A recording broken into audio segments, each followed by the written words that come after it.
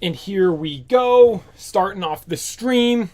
Third one now, where we are looking for shiny Palafin. Finizen. I keep getting the name wrong. I am never going to get this thing's name right, because it's Palafin, but I want to call him All Might, but then Finizen evolves into Palafin, then Palafin has to swap out to then turn into All Might, so you get it, hopefully. We're looking for him today. Hopefully today finally ends up being the day we get this thing. We have some spots we're going to go look at. We found a good spot last time where we were kind of just going back and forth in the laps on that little like I think in real life they'd call it a sand barge, where there's just like the sand and the water and it's really shallow. So hopefully we'll find them there, because the Finizen seem to spawn the most in the shallow waters. We've been looking for them for we did 2-hour stream. Was the one stream an hour and a half? I mean 2.5 hours? No, I think they both. Oh look, we stayed in the same spot. Awesome. Don't even have to move. Imagine that one that just went right across right there was shiny. You know how awesome that would have been? Okay, we've gone 4 hours now searching for this thing. We have yet to find one. We are here on a new day though. Look, we're already finding Palafins all around us. It's looking good. And I want to check the map. Please give us a Palafin mass outbreak. That would help us so much. There's no water ones. There's not... What even is that? What is that? I don't know. I've clearly seen the Pokemon before because it's not grayed out, but I don't even know what that thing is. The Paldean Wooper. Ah. Are there only the two? There's Wooper, the thing I don't know. Am I getting gypped on the mass outbreaks? I thought there was supposed to be like 6 of them. Because last time we started this stream, there was Cloyster, Magikarp, and one other water type. There was 3 different water type ones. Then one's on the map. Oh, there's Noibat. Ah. Well, we didn't get one. Let's do one lap real quick, see what we can find. And then just make sure that Pokemon, yeah, we'll lead Dondex and we'll switch to Watchful if we find one. Lead with Dondex, so if we do run into stuff, we can just scare it off or beat it easily. There's a cluster right there. Okay, hey, we're doing good finding a cluster right out the gate. There was a couple of them right in front of us right when we started. And like I was saying, we're in this shallow area over here. I'll show the map real quick where we are. We run along this area here. Back and forth here is where we're running. Is where we're getting the most cluster spawns of Finizen. Because you can find them like on their own, like that one right there. But with the route we're running, we've been finding a lot of the clusters of them. So hopefully, we'll be able to find a shiny one today. Because that's the goal. That has been the goal for the past 2 streams. This one including this one, 3 streams. That one's blue, right? Yeah, let's run into it just in case. Finizen. Yeah, he's blue. Oh. Maybe I'm just going crazy now and I'm second guessing everyone I see because it's been so long. We're on the 3rd stream now looking for this thing. Hopefully we'll find it today. I'm going to go, before we keep running... Okay, there's another cluster there, none there. Not one there. I want to go eat the sandwich. Because eating the sandwich seems to help. Open up the map. Fly to right here. There's this, the Kanto crepes that you can get the chocolate banana crepe, and that boosts water type encounter. So we're going to go eat that, and then use that while we're trying to hunt for these Palafins some more. Because, yes, Palafin is only a water type. Yes, there are only water types spawning in the water already. And I know it's kind of like, maybe seem a little redundant, but it seemed to help a little bit with the clusters. It seems like when we do have the sandwich going, we do get a couple more clusters of the Palafins or Finizen spawning. So we're going to just do it again. I mean, it's, what is it? Chocolate banana crepe, what is it, $900? We have almost little under half a million. We're not hurting over here in Paldea. We're not Poke poor, we're Poke rich over here. So we're good to go, get this, then head back over. And again, that thing looks really good. I'd love to try one of those. Look how awesome that thing looks. The team of Pokemon, Shiny Kingambit, Donde, Baxcalibur. Encounter power water. There we go. That was the first time also I clicked A when I was trying to go through that. Normally I click B to get out of that, but you have to click A through it. But I accidentally clicked B because I clicked all of the wrong buttons in this game all the time. So we got the buttons right that time. I don't know if we've clicked the wrong button yet so far today. Hey, things are looking good for us. Here we go. Shiny Finizen, here we come. And this is originally where we looked. So let's just check here to see if we get a cluster over here. No. Yeah, this side is... This route we were doing is big butt cheeks before. Look, there's one Finizen there. Another one there. Neither shiny, though. Another one there. Actually, you know what? I start talking bad on this spot over here, and we start seeing a lot of them. There's none there. Finizen there. No, not shiny. There's something in the cluster right up here in this back left corner. And there's literally nothing. Not even a single spawn back there, so let's just leave that and move on back to where we were. We got this raid here. And I don't know if I've ever noticed this before. But I'm positive that this stone or crystal wasn't here before. So do these spawn at random spots throughout the map? Or are they set? There's no way it's set location. It has to be just random spawns because we were running around here for 4 hours over this past week and I never noticed that rock once. Unless this is like that sign in Call of Duty Black Ops 2 on Standoff. When you're running down the main street towards the tank, there was the like little wall there, like the alleyway, and there was a sign there that everyone was like, was this thing actually there? I swear up and down that thing wasn't there. I think it apparently was, and those games just did come back out on Xbox, I think. I'll have to play that again and I'll see for sure, but it's one of those things where it's like, was it really there? I wonder if that's one of those butterfly effect things. It's like, what is it? I think that is what that's called. No, not butterfly effect. Oh, what's it called? What's it called? Not an optical illusion. Oh my gosh, it's like when you think something's like that, but it's not actually. I've seen a whole bunch of them. It's like the McDonald's logo, what are the actual colors of it or stuff like that. It's like real slight subtle changes and it's like trying to remember which is which. And you swear on your life that it's this one certain way, but in actuality it's not. It's the other one that you're like, that's so absurd. I'd never see it like that before. Like the line in Star Wars, like, Luke, I'm your father. Whatever Darth Vader says to Luke when he says he's his father, there's like a way everyone else thinks he says it and the way everyone else imitates it. But it's actually like a way more simple line. That's like, it's like, I'm your father.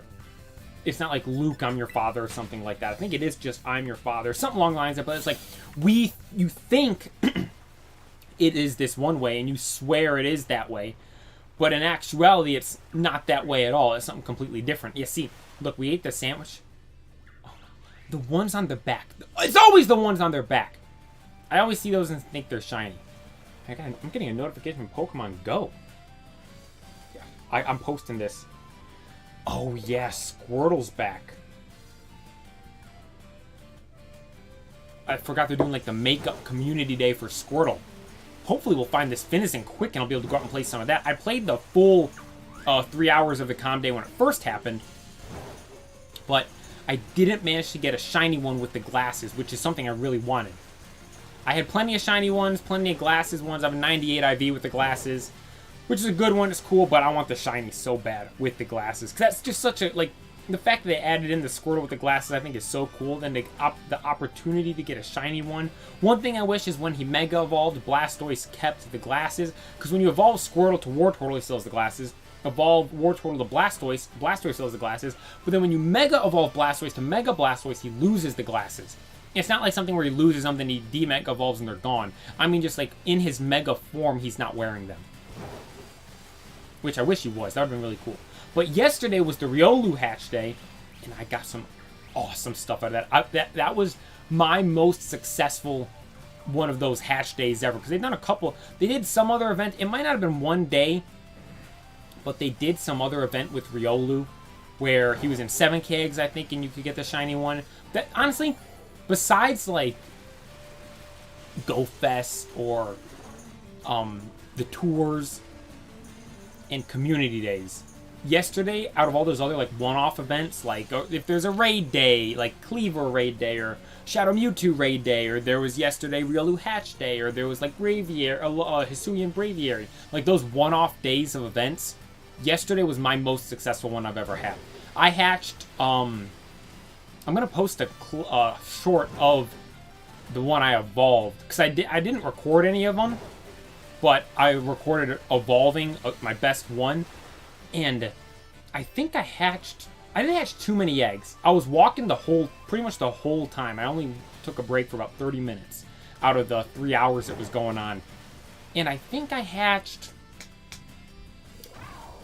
maybe 4 of the eggs. I messed up what I was incubating. I accidentally was incubating the wrong stuff. I ended up getting another super incubator. It might have been 5. Nonetheless, I got... You know, I can check, actually. I'm sitting here guessing. Pokemon Go is literally a game on my phone. I have right here. Let me pull it up real quick. Let's keep walking, keep looking. It was insane, my hatch day yesterday. I was ecstatic. I got my first Riolu, and I was like, oh my gosh, a shiny one. And then I got another one, and I was like, my jaw was on the floor. I couldn't believe it. But what did we get yesterday? I hatched 1, 2, 3, 4. So I hatched 5 of the Riolu, the 2K eggs yesterday. We need All Might. I know, we're looking for All Might. Hopefully we'll get All Might today, because SquirtleCon Days, the makeups one's going right now, like I was saying. But I don't plan on playing that, because I'd rather get this shiny All Might, but we might end up going out to play the Squirtle, because I still want the Squirtle shiny with the glasses. But yesterday was the Riolu hatch day, and I got some really good stuff. I hatched 5 eggs. I got 4 Riolus. I was watching this one guy, the Trainer Club, and he's like, I hatched 52 eggs, and I only had one of them that wasn't a Riolu. My third one wasn't a Riolu. But it was all good, because my second one was a shiny. My 4th one was a shiny. And my 5th one was just a normal Riolu once again. But 5 eggs, 2 shiny Riolus. Out of all the Riolus I hatched, 50% shiny rate, I'm not complaining. And the IVs on my second one I hatched were absolutely insane. I almost got my first ever Shundo. I'm going to post a short of me evolving it this week. But I was so happy with that. Shiny Lucario is a Pokemon that I've wanted for so long in Pokemon Go. I have this one, I have like someone I have added as a friend in the game, and I'll invite him to raids all the time and stuff like that, and like send him gifts and everything, and every time I'm scrolling through, they have Shiny Riolu as their buddy. I'm just like, that is just so cool. That is such a cool Pokemon. I gotta get one of those, and finally had the opportunity to get one and did. And actually, now that I think of it, I wonder if Shiny Riolu is always available, or is it only available during the events right now? Because you can hatch Riolu out of 10k eggs, I'm pretty sure. And I don't think you can 7k eggs anymore. I think 7k might still be just like the Galar Pokemon. And Galar, and what's the other one? Did I just jump up? What the heck? Galar and Alola forms. It's the different, like the regional variants is what mainly is in the 7k eggs, I believe. I have the blue Shellos? I didn't know that. Or those... What is Slowpoke doing? You see him sleeping there? He has his mouth hanging open. Or the different color Shellos... They might be per game. Because I'm speaking of Pokemon Go. In Pokemon Go, they're... technically, like, regional. Because... It's like the northern hemisphere and the southern hemisphere, or east and west.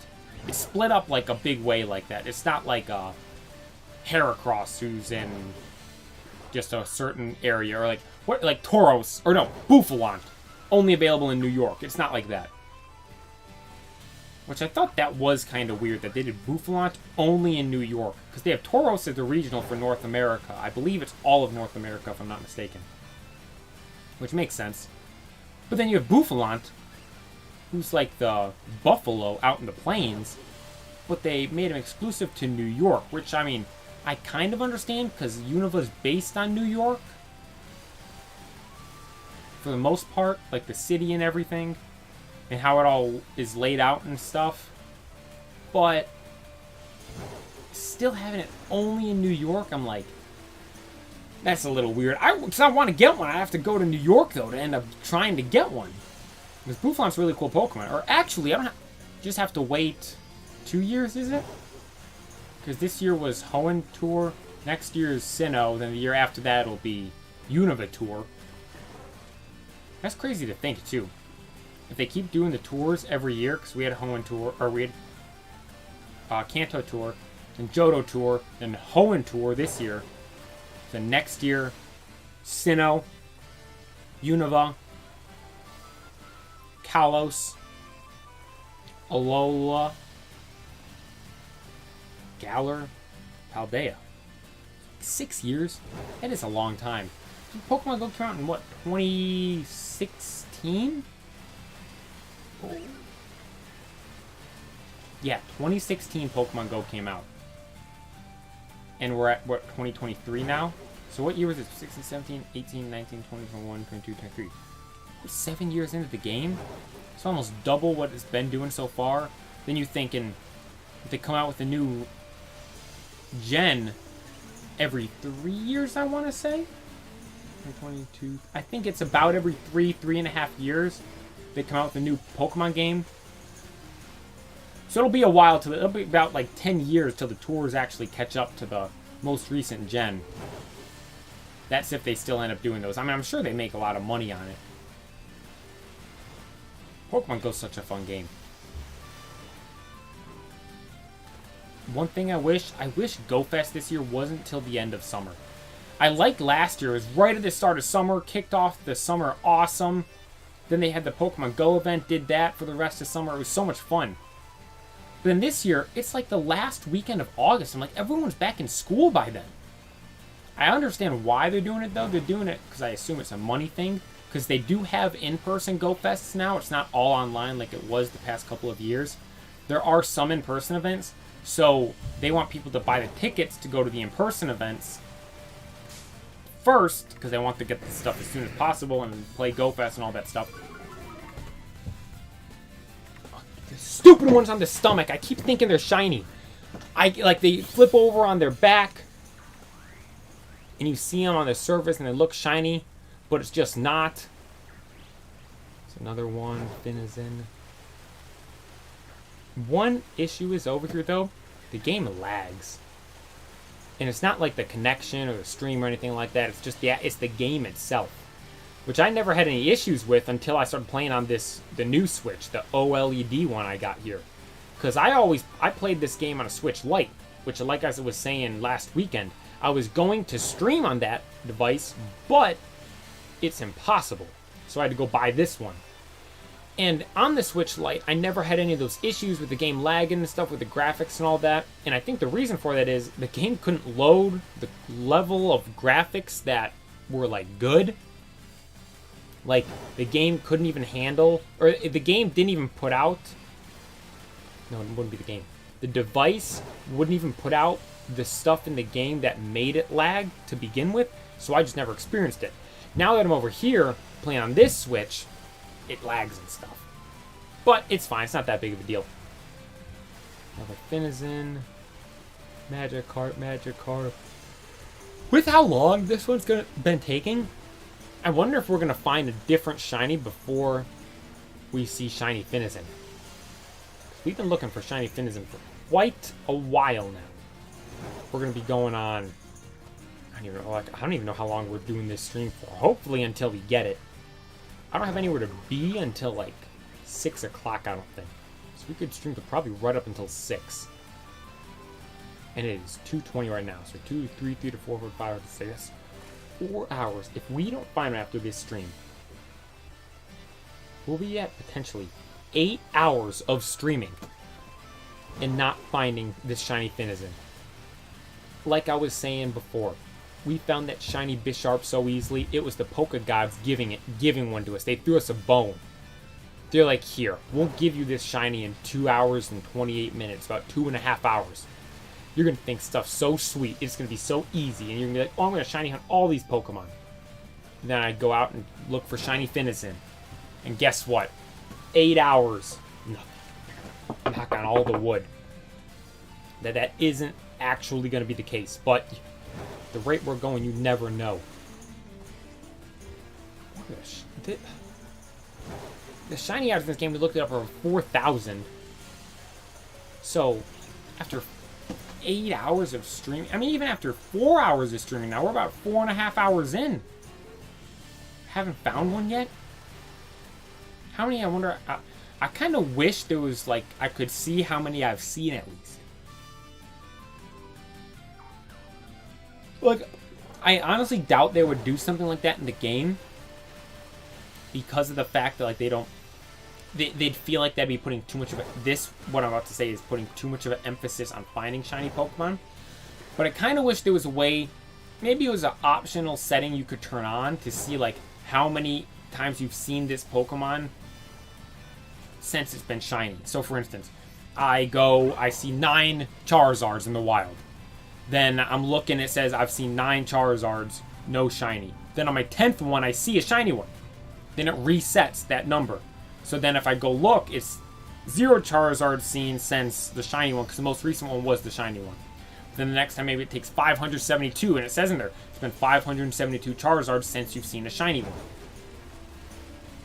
Again, I doubt Pokemon would ever do something like that. I'd rather them get, like, voice actors in the game before you see something like that. But that's just, like, some random, like, weird detail that I think would be really cool to the game. It adds some more depth and information to it. One thing I think is really cool as well is the Pokemon are different sizes. I noticed that when we were doing the Bisharp shiny hunt, that there'd be certain Bisharps that were bigger than the other ones. I thought initially it was just the leader ones were bigger, but no, every Pokemon, and I've noticed it a lot with the Findas in here, they're different sizes. Like the next cluster you'll be able to notice. Yeah, the voice actors. The voice actors is something they need. I wonder if you can see for Kilowattrel or Wattrel too. And those look all about the same size. Yeah, that's crazy that they don't have the voice actors. And when I found out that, I think it's Zelda has voice actors, I was like, so okay, if they're getting voice actors, why doesn't Pokemon? Like, Pokemon is, if I'm not mistaken, the biggest franchise in the world. Like, they got the money. But you'd think they're, like, barely making ends meet with how they make the games. I mean, think about it. Pokemon is, like, at the top of all the stuff they do. They got the games. The games are, like, probably the most popular part of it, I would think. Because that's the original part of it. The Pokemon games, huge, popular, very, very successful. You got the TCG, huge, popular, very, very successful. I think the only TCG Pokemon's behind is Magic the Gathering. I think that's the only TCG it's behind. It might be ahead of it. I'm not sure. Nonetheless, it's one of the 2 biggest TCGs in the world. You have the anime, which is... obviously, it's not, like, one of the biggest animes in the world, because it's not even on, like, the main anime websites. But for, like, a cartoon, it's one of, like, the bigger cartoons, because you look at here, like, growing up for me, I watched Pokemon every morning on the weekends and stuff. And even during the weekend, stuff like that, like, it's on Netflix as well. I know so many people that were like, oh, yeah, I just went back and I watched Pokemon on Netflix and stuff like that. Like, the anime is very huge, successful, and popular. They have the movies that are big, successful with the anime and everything. They have the toys and all that stuff. Like, there's all the different Pokemon toys you can find. The plushies are huge. Pokemon plushies are massive. Then you have apps like Pokemon Go, Pokemon Unite. I would say Pokemon Home, but Pokemon Home's kind of like with the main series game, so I won't consider that one on its own. But, like, every aspect you could think Pokemon could be in, they're there, and they're extremely successful in it. Yet you go back to the original part of what started it all, the games, and there's so many things that it's just like, why isn't that there? Yeah, Pokemon could have so many more minor details that they intentionally decide not to. It's almost like they try to keep it, like, they try to dumb the game down. Like, it's like they try to make it as simple as possible. And refuse to advance. Like the anime. Everyone for years has wanted, like, a legit Pokemon anime. Like, the closest thing we got was really, the Kalos series, X and Y, then X, Y, Z. Because everyone liked how Ash, like, seemed more, he acted, like, more mature and grown up. Everyone loved that, and they're like, this is the closest thing we're getting so far to, like, an actual anime series. Like, one for, like, not like a little kids show, like an actual series, like One Piece or something like that. But no, we've never gotten anything like that. Like, we've gotten small series like that, but never like a big legit series. Like Pokemon Origins, I would say. Like, I think that was so cool. It is called Origins, right? I think it is Origins. The story with Red and his Mega Charizard. Like, that's so cool. Imagine if we had a full series about someone like that. I mean, we just had Ash going through all the regions, but like, imagine there was some, like, they had a character doing that and going through all the regions. Becoming like the best. But they don't have to drag it out for like 300 episodes per region. It could be like a 24 episode series, which a lot of shows only do like 23. A lot of shows even only do like 12 episode seasons now, but like a normal TV series I think used to be 24 episodes. They just do a 24 episode series for each gen. Like, you know how successful that would be? They do like legit animation too, because you go like the animation in Journeys, it was cool at points, but like the fights were so like lackluster. I felt the last fight was amazing. Ash's Pikachu versus Leon's Charizard, like that fight, the animation, that was crazy, but it was like, because they were going all out, that was like the one last hurrah. But imagine if they did every fight like that. Like, look at the Kalos League. I go back to X and Y once again. The fights in there are crazy. My two favorite fights of all time, or battles I should say, in Pokemon are, everyone says Ash versus Paul. That's number 3 for me. Nah, that might even be number 4 now, because Ash versus Leon. I would put that at number 4 now. Ash versus Leon, I'd probably... That one's got to be 1. That one was so good. Leon's Inteleon was dual wielding. Nonetheless, I'm not going to do the order of which... You know what? I'll explain that in a second. The order of which fights or battles are the best. But the semifinals and finals with Ash for the Kalos League. Semifinal versus Sawyer, and the finals versus Alon. The animation in those were crazy. Sawyer's Mega Sceptile using Frenzy Plant, the vines and everything looked so insane. Greninja doing Water Shuriken. Then obviously in the last fight with the line, we had Greninja do the giant Water Shuriken. It was just, oh my gosh. The Mega Charizard as well, the animations with him. It was so cool. And we've never seen that was the first time we saw something like that, and the last time we saw something like that in the Pokemon anime. The closest thing we've seen is the last battle, but it was just a one episode with Pikachu versus Charizard. It's not like we saw it for like the full battle over multiple episodes for each battle. It was so good. The Kalos series is the best one. XYZ, that's my favorite series. Journeys is a close second. Only because Journeys was so good. How the Team Ash, they gave Ash, like, they're like, okay, what are some of the most popular and iconic Pokemon that everyone's wanted to see Ash have? Lucario, Dragonite, Gengar. Give them all of them. What's some cool new weird Pokemon that's got like, that fans kind of got like a cult following with, that is something cool Ash could have? Dracovish. What's another really cool Pokemon that we're adding in this game that we should add in to Ash's team that could be a cool like cornerstone of the team, and it could be a cool character in the anime? Surfetched.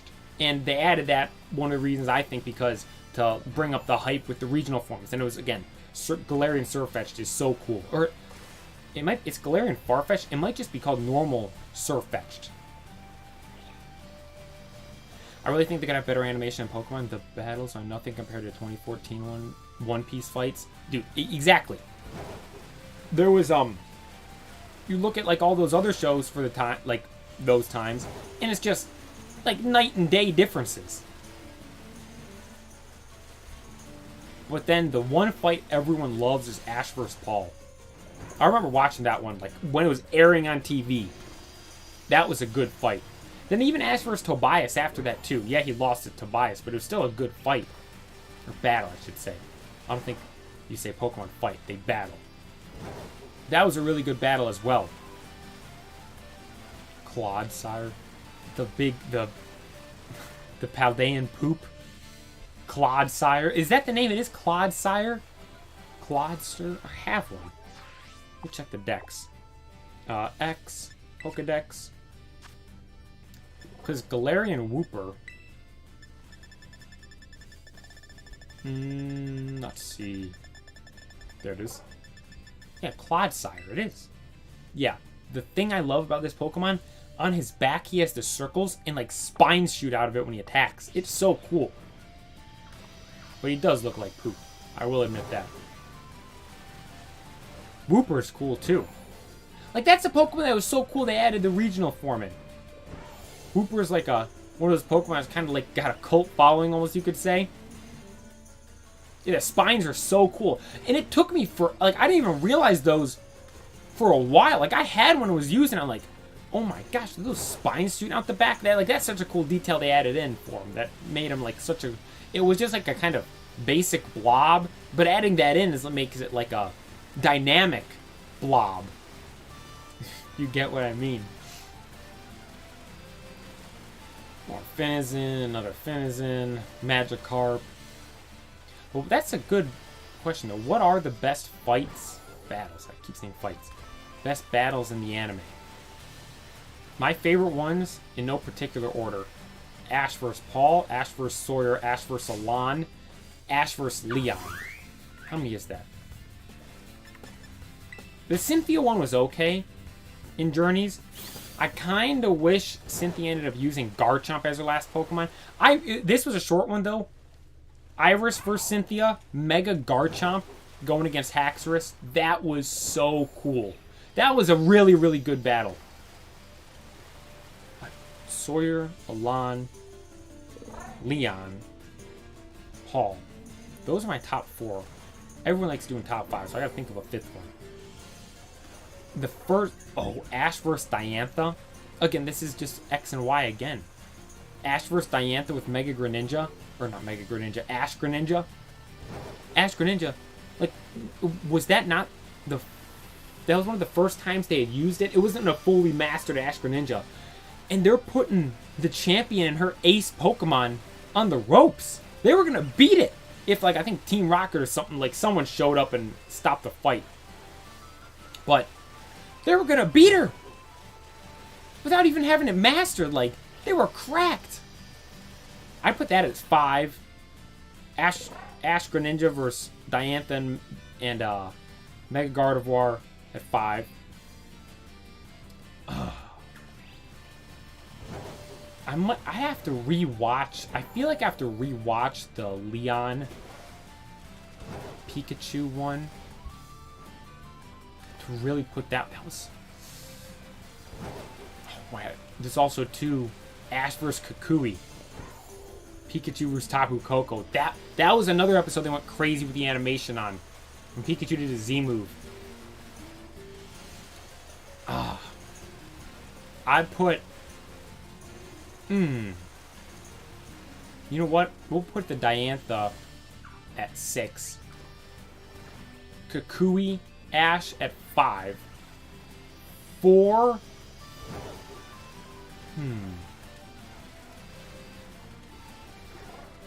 I gotta put a Paul versus Ash at 4. 3, Ash versus Alon. Then this could go either way for me. Number 1 and number 2. I want to say number 1 Sawyer versus Ash. And number 2 Ash versus Leon. But because the Ash versus Leon is when he finally, he won the world champion, I gotta put that at number 1. I got to. It was so cool. I haven't seen the English version of it yet, but I started playing the original theme during it. I've seen like clips of it on TikTok and stuff. That's got to be number 1. The last battle. Yeah, I got to put that at number 1. That was such a good one. But one thing I always think that I think a lot of people might disagree with is I like Ash vs. Sawyer better than Ash vs. Alon. Maybe because Alon beat Ash and Ash won versus Sawyer. And the thing is, too, Mega Charizard X is my favorite Pokemon ever. And it won that battle. But Ash vs. Sawyer was just different. The animation with the Frenzy Plants and stuff. And also, too, Sawyer's team. I loved Sawyer's team. Hoenn's my favorite gen. Half his team was Hoenn. He had a Salamence, he had a Slacking, and he had a Sceptile. Trico was his starter. Trico's probably my favorite starter from Hoenn as well. And it was the Mega Sceptile. It was so cool. We saw Ash battle him like progressively throughout the series. He was like his main rival. You could say that he battled he battled him when he was a Trico and Froakie. He battled when he was a Grovyle Frogadier. Then he battled when it was in the finals or in the semifinals when it was Greninja versus Sceptile. Like, it was such a cool battle. His Pokemon he had from Kalos 2 were super cool as well. He had Clawitzer, which I thought was a really cool Pokemon. Slurpuff, who was like a cool, unique Pokemon as well. Then Aegislash. Arguably one of the coolest Pokemon from that gen. Like, Sawyer's team was so cool. I liked his character design as well. I thought he looked really cool. I've always liked that better than Ash vs. Alon. Alon had a cool team, though. That was a good battle as well. Like, there was the Unpheasant versus Talonflame. That was super cool. Both the birds just going full speed the whole time. They both, like, they knocked each other out, and the fight lasted only, like, a minute or something like that. But both of them going all out the whole time from the jump was so cool. Like, they both came out, flew together. They flew up, flew straight down full speed, then went out and, like, right over the water and shot the water up everywhere and, like, missed it all over. It was so cool. What was Alon's team? He had Charizard, and obviously it was Mega Charizard. Charizard, Tyranitar, Bisharp, Unpheasant. I think he had a Metagross, because I think Pikachu beat the Metagross. Because Pikachu is, I think, undefeated against Metagrosses. He even beat Steven Stone's Mega Metagross. That battle, though, was bad. Some of those battles in the Masters 8 I thought were kind of bad. Like, Pikachu's plot armor there was just too much. I was like, you don't have to be beating Pikachu up this much. You could just have him get hit a couple times and have them, like, going back and forth at it, rather than just Metagross beating the piss out of Pikachu the whole time, and Pikachu magically clutches up at the end. I think it was Metagross, Tyranitar, Bisharp, Charizard, Unpheasant, Weavile. That was it. Metagross, Charizard, Bisharp, Tyranitar, Weavile, Unpheasant. Those 6. That was a cool team. 3 dark types, though. Right? 3 dark types? Because Charizard's not a dark. Metagross isn't a dark, and Unpheasant isn't a dark. So yeah, 3 dark types. 2 Unova Pokemon, which is cool. Unova's another one of those things. Like, that's the thing with Pokemon. There's so many different segments that have, like, legit cult followings. Like, they love it, ride or die, no matter what, and there's, like, you can't tell them anything else otherwise or anything bad about it. Like, Unova. Everyone loves Unova. Like, I like the games. They're okay. They're okay. They're the best Pokemon games. But the decks, like, I thought it was just okay. It has a lot of cool Pokemon, but, like, a lot of the Pokemon I felt were just kind of meh. And it might just be because I played those games. Like, I played those games so many times. I played them so much. Might just be I got sick of seeing, like, Garbodors or the Venipede, I think that might be the name of it. Scolipede is what it evolves into. Seeing those things all over the place. But it has a lot of really cool shinies, I will note. Like Gigalith, that is an awesome shiny. Haxorus, obviously. That's one really cool thing about Unova. It's like, Hoenn was the only gen where we got 2 pseudo-legendaries. But Unova seems like the second one, because everyone thinks Haxorus is the pseudo-legendary. He isn't. And one cool detail about Haxorus, I believe this is in fact true. He was technically the first Pokemon made for Unova, because he was originally made during, like, Sinnoh, but they ended up deciding to leave him out of Sinnoh and put him in Unova. So technically he was the last Pokemon made for Sinnoh and also the first Pokemon made for Unova. Because like I said, I believe he was made with the intention to originally put in the Sinnoh games, but they didn't do it and withheld him and then put him in the Unova games, which I'm glad that ended up being the case, because Haxorus just fits the vibe of Unova. Like the color schemes and everything. It's kind of like, Unova's kind of like more blacks, grays, browns, like those colors, the more darker colors, and Haxorus fits it perfectly. And it's so cool having Iris with the Haxorus as well. That's one thing I really like. Like in the anime, we saw Iris go through with Axew, little weak Pokemon. Then when we see her again, big bad Haxorus going toe-to-toe with Cynthia's Mega Garchomp. Then in the games in Black 2, White 2, she's the champion. That's one thing I really like about the change from Black and White to Black 2, White 2, is you saw all the main characters you were with before progress and become something. Like Iris, I think she was a gym leader in one. I think it might have been one. Like, I had Pokemon Black, and I think that had Drayden as the 8th gym leader. But in White, Iris might have been the gym leader. But then in Black 2, White 2, Iris is the champion, which she's a way cooler champion than Alder. Alder was cool. I liked what they were going for with like the Native American aspect with it. But, like, it was just, it wasn't good enough, I feel, because Bouffalant, like, with the kind of lore and aesthetic with him, Bouffalant's the Pokemon that made most sense to be his ace, but Bouffalant isn't really that strong of a Pokemon, yet they kind of pushed it to be his ace Pokemon, when actually his, like, ace was kind of Volcarona, but it didn't really, it kind of fit with his hair and the flames and everything, but they didn't have it, like, when every time you saw Alder, it was, like, showing him with Bouffalant, which, again, makes sense with, like, the Native American aspect, with the buffalo and everything like that, but it was kind of a weird champion. Like, then the next one they made it up, though, because Diantha was really good, and obviously Gen before was Cynthia. Cynthia was really good. That's kind of how it, is that how it goes with the champions? It's like every other's a really good one. Because, I mean, you had Lance. Lance is good. Gen 2, there wasn't one. It was Lance again, so we won't count that. But then Steven Stone, really good. Cynthia. Actually, no, I guess most of them are really good. Cynthia's really good. Obviously, everyone loves Cynthia. Everyone says Cynthia is the best champion. She's not. It's not her. I will explain this some more right now.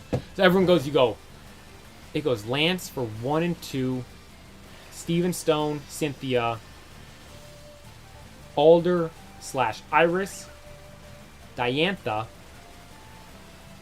then, I mean, I guess Ash, right? I mean, the final person he battled was Kukui, but Ash is technically the champion, then Leon. But like I was saying, everyone thinks Cynthia is the best champion. And Cynthia's cool. She's got Garchomp, then she got a Mega Garchomp, she's got a crazy team, Milotic, Lucario, Spiritomb, all those awesome Pokemon. Everyone's like, oh my god, Cynthia's so cool, she's the best champion. She's not. It's Leon. Leon is the perfect champion in Pokemon. Look at the Masters 8 Championship in Journeys. That shows why Leon's the perfect champion.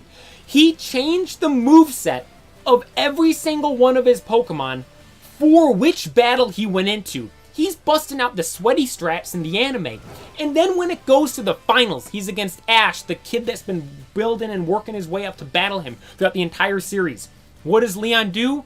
He says, anything goes. He doesn't want to battle this normal rules and stuff. Even the referee was like, no, we can't do this. And Donde, Leon's like, no. We're doing anything goes. Ash, you can use Gigantamax. You can use Megas. You can use Z-moves. You can use whatever you want. I want to battle you at absolute full strength. We're not doing this OU. We're going anything goes. That's why Leon's the best champion. And there's no doubt in my mind about that. He's the best. He's got a Charizard as his ace Pokemon. Donde, Leon, he's the best champion. No one's better than him. He's the absolute best. And he's got a cool design too. There's that flick up thing with his hat. And I like also, I mean, like, the one thing I didn't really like was kind of like how he was the undefeated champion.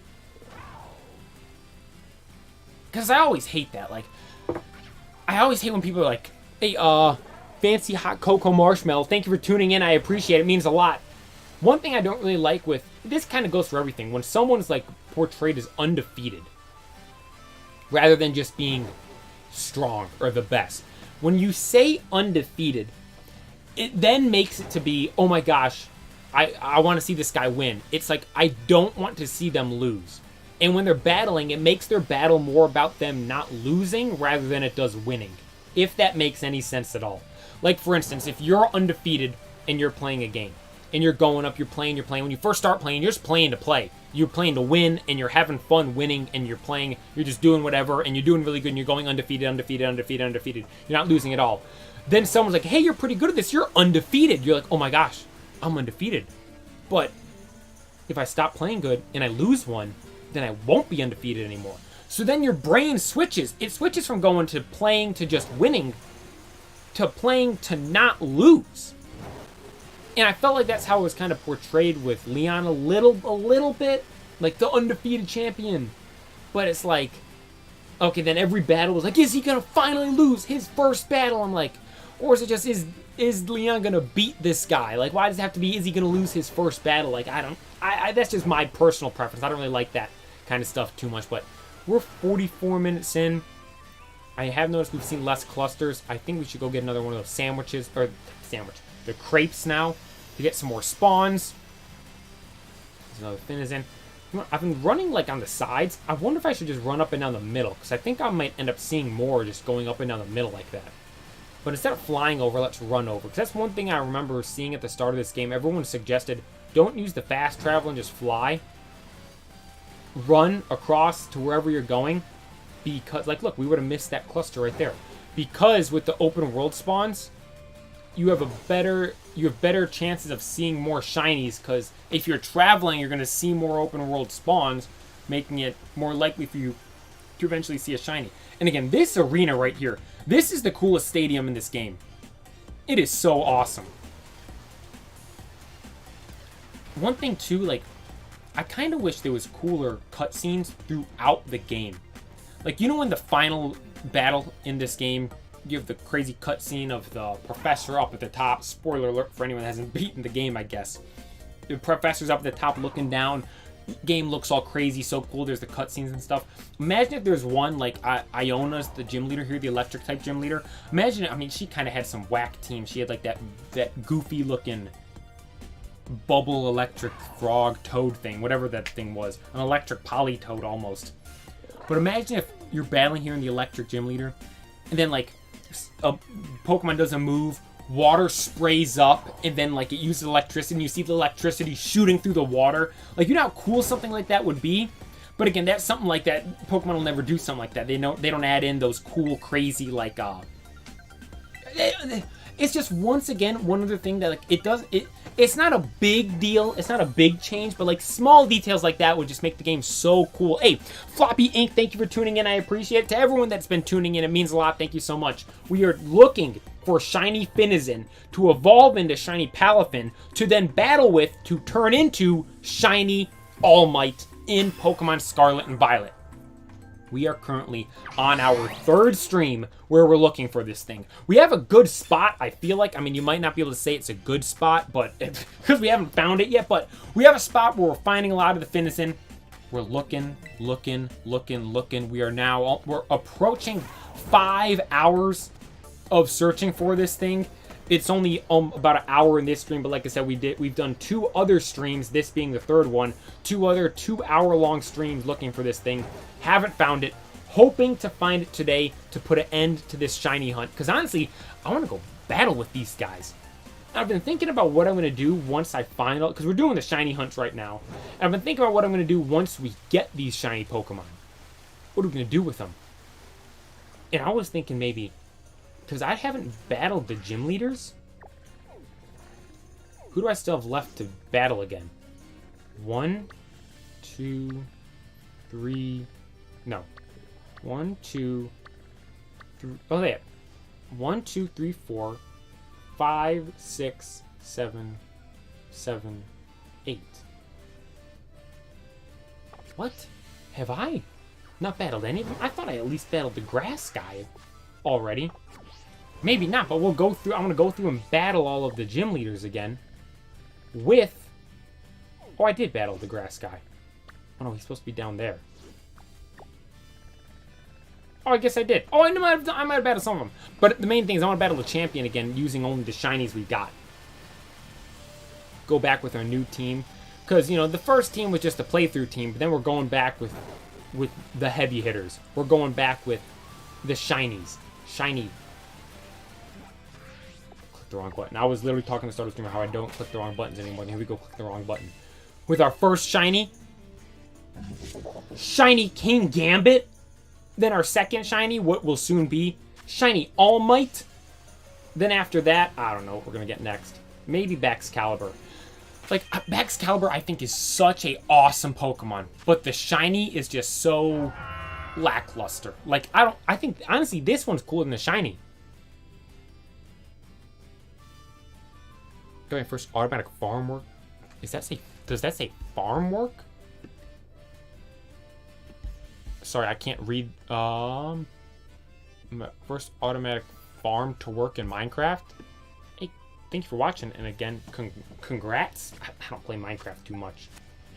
I used to play Minecraft a lot with my friends on like Xbox. I almost said when it first came out. I don't even know when it first came out. When did Minecraft come out? You know what? Speaking of Minecraft, I was talking with my brothers.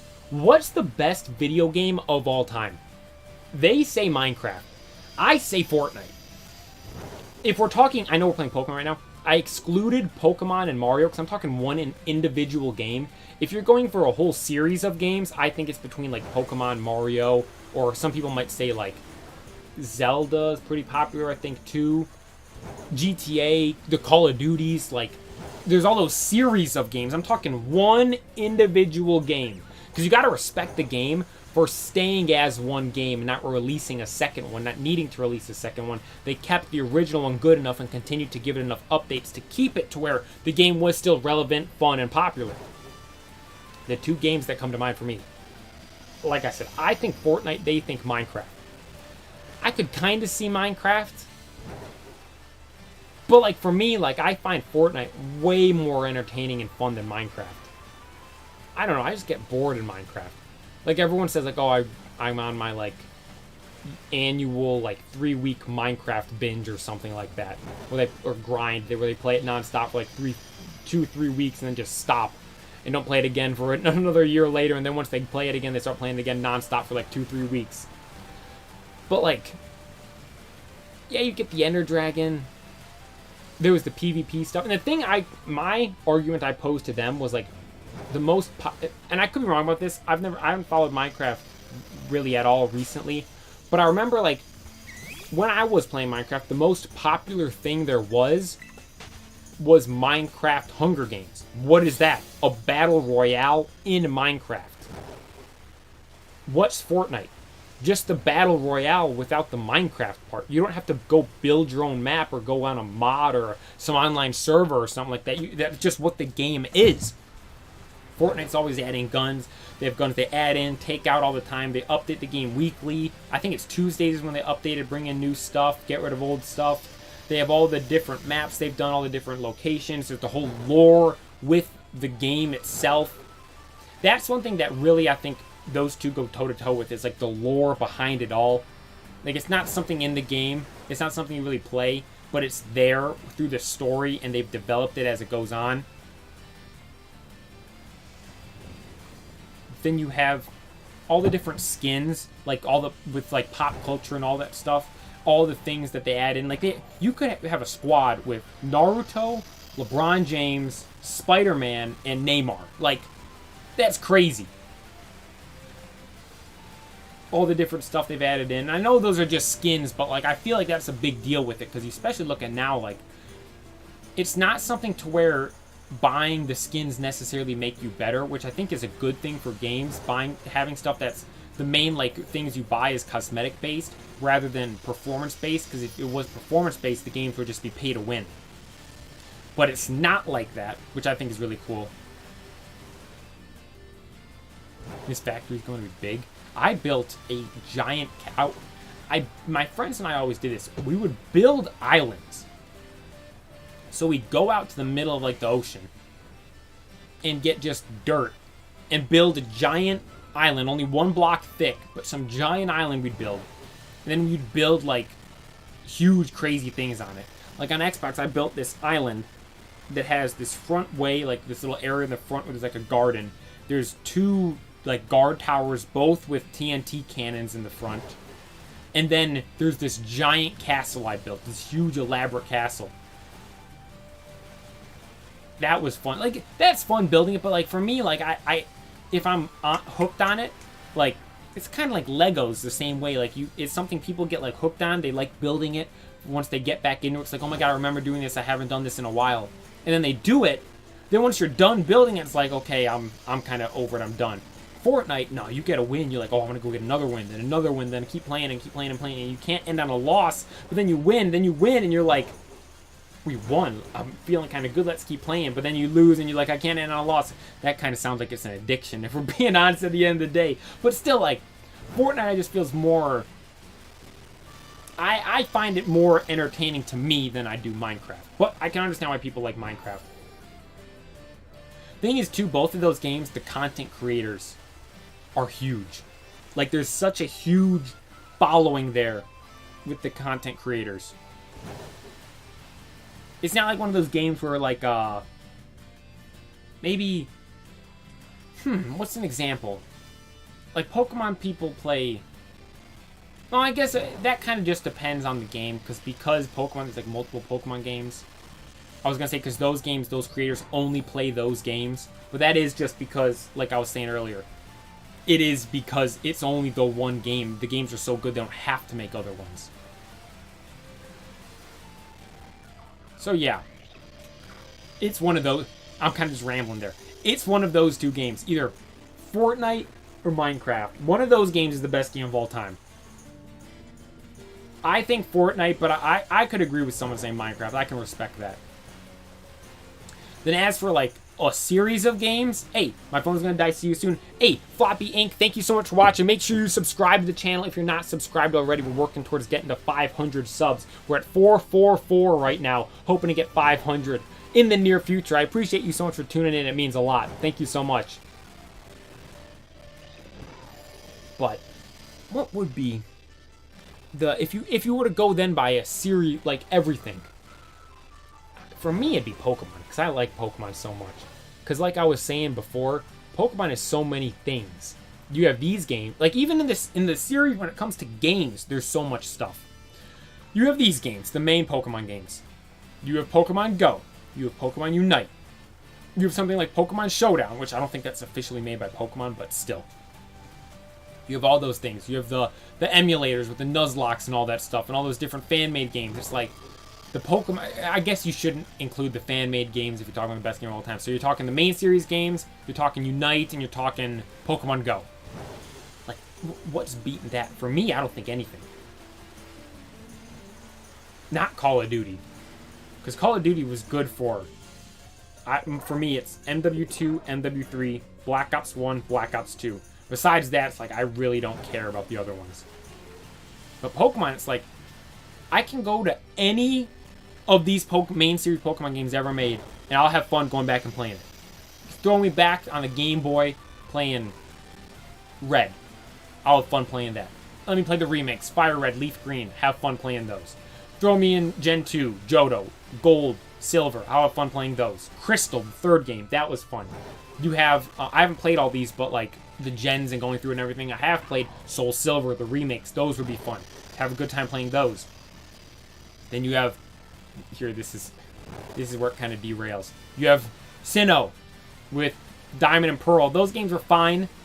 Platinum, one of the best Pokemon games of all time. Arguably the best. But then you have the remakes, which is literally a copy and paste of the original games. And those remakes are the worst Pokemon games I think that have been made. They're so bad. I played them. I'm like, it's fun, but like they didn't add anything new. Like I didn't love those games before, and like with these, I'm just like, it's meh now. If they remade Platinum, I think that would have been better because everyone loves Platinum so much, and like Platinum, actually getting that game's like expensive. I'm pretty sure. Like a lot of those older Pokemon games are hard to actually get now. I don't remember how much I got it for. I think I got Soul Silver for like $20 or something like that. But now I think Soul Silver is like actually expensive. And the thing is, you have to worry about fake games now. It's hard to actually get like a legit one. It's crazy. Hey, Zintane, hello. Thank you for tuning in. I'll just call you X so I don't pronounce your name wrong. X, thank you for tuning in. I appreciate it. It means a lot. Is that one shiny? Oh, we're currently shiny hunting Finizen. This is my third stream doing so. And we are about 5 hours now? 2, 4, 5 hours. Yep. So I'm just sitting here realizing how long we've been looking for a purple one of these things. 5 hours into this stream. How many Pokeballs do I have? Next time I go get a sandwich, I'm going to fly to the Pokestop. Even though I was just saying it's better to travel on foot rather than fast travel, so you see more spawns and have better odds of finding more shinies.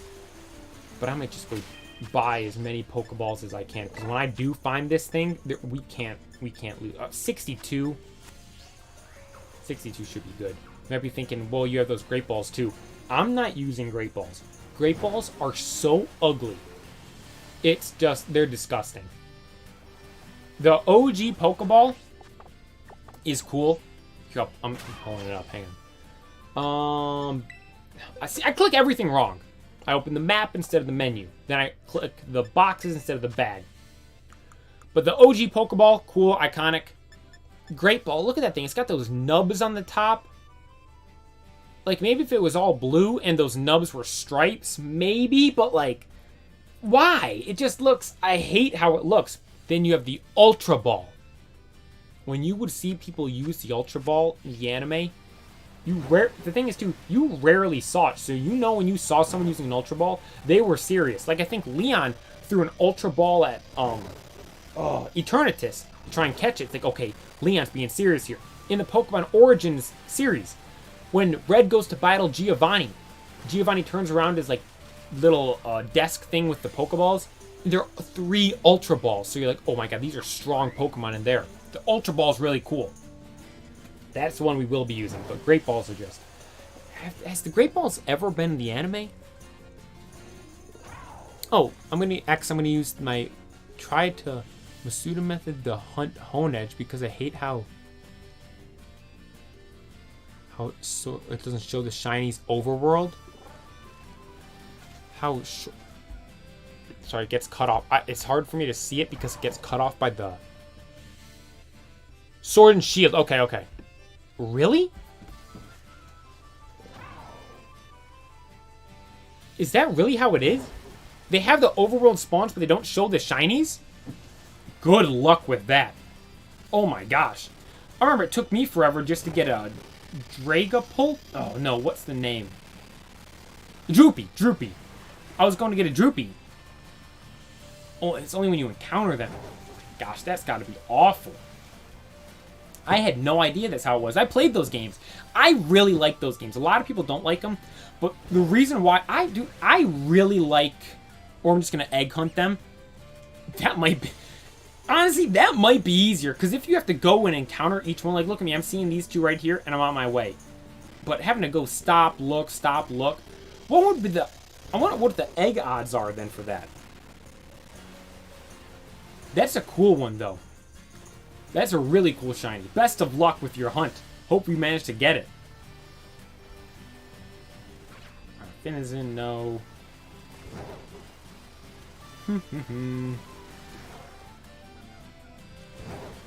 I've never hatched a shiny, I don't think, in these games. I would breed in Black and White. I remember I'd go through and I'd be breeding all the starters and stuff because I had them and I wanted more of them and I'd be trading them to like friends and stuff. And I never managed to hatch a shiny. I tried a little bit to get a Charmander, but never ended up getting it. A foreign Ditto? Does it being foreign make it... Oh my god, you got it! Hey, congrats! What's making a foreign Ditto? What does that mean? I don't even know. But back to the game.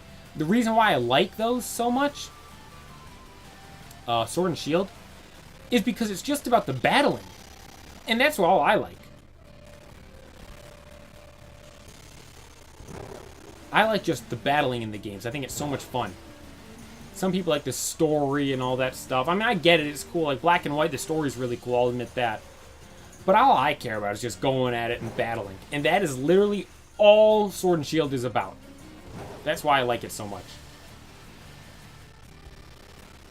A lot of people are like, there's not enough detail with Chairman, is his name Chairman Rose?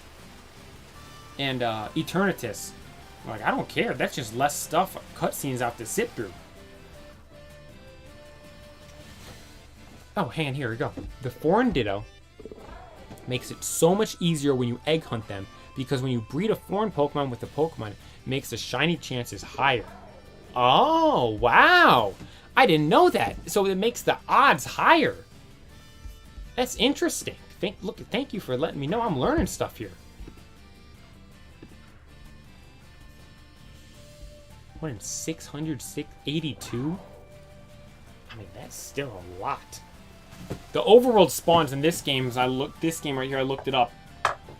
1 in 4,000. 4,000 something. And I mean, we've seen a lot of Finizen. I don't think we've seen 4,000 though. That is just absolutely absurd.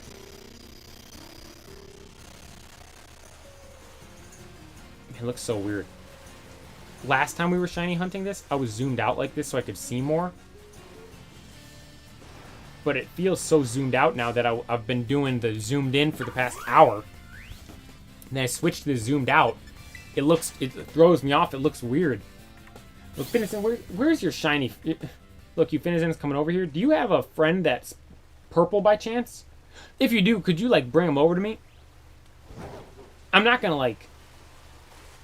I mean, I guess I'm gonna kind of take him, but it's for a good reason. Like, I'll bring him back every so often to say what's up. And the reason why I want him is because I'm gonna make him really strong.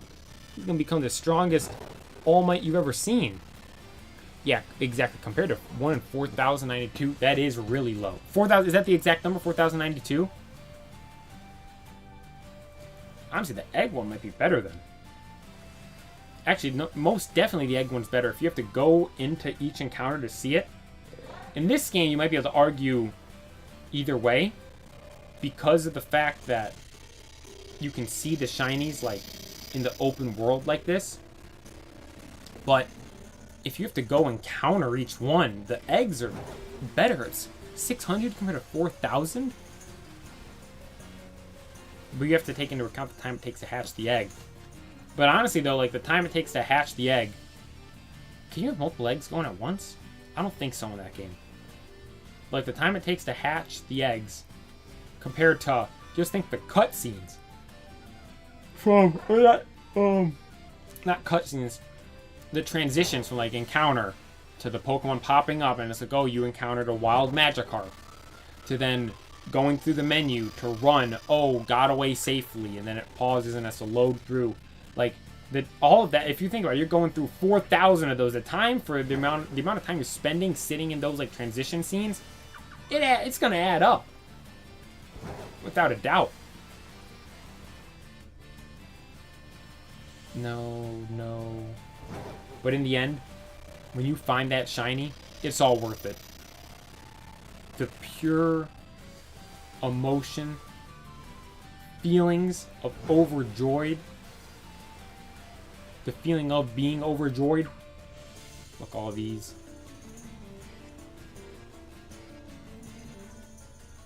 Blackout as the name. That'd be a pretty cool name. Because, yeah, the shinies. I feel like I know the shiny. It's black with, like, the gold ring, right? Yeah, the black with the gold. Oh, that is a really cool shiny. Hey, best of luck getting that thing. That's such an awesome one. Honedge is such a cool Pokemon. We were just talking about that earlier, because we were talking about Sawyer's team in the anime. He has Honedge, one of the coolest Pokemon from Kalos. Kalos is, I feel, an underrated gen. And I think it's because it didn't get a third game. I'm almost positive about this. It was meant to get, we were meant to get Pokemon Z. Like, they were making that game. But we didn't. And one of the reasons why people dislike the game is because I think it was just too easy. I mean, you have, obviously, almost everyone picked Greninja, who's cracked.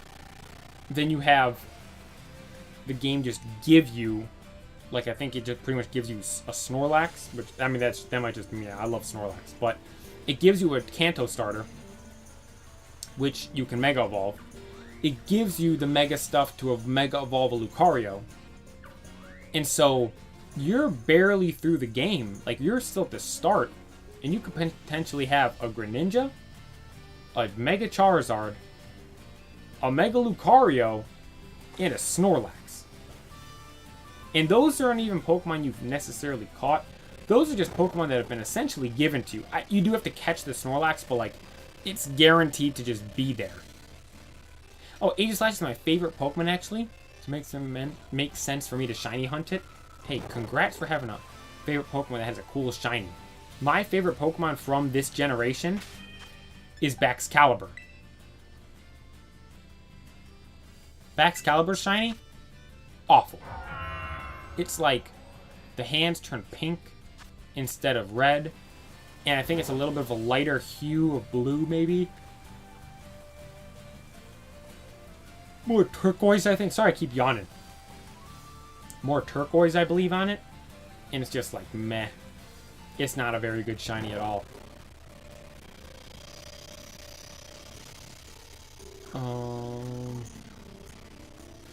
No, no, no.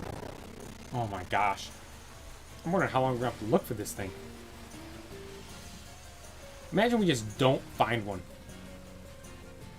It just never happens. We can't give up. What's the longest ever shiny hunt? There's no way we're close to it. What is the longest ever shiny hunt? Long Games finished the longest shiny hunt that has ever been recorded, which was Shiny Ralts and Emerald, with it finally finishing at 240,7289. No, so it'd be 2,407,289. This hunt was done on 4 different Game Boys at once.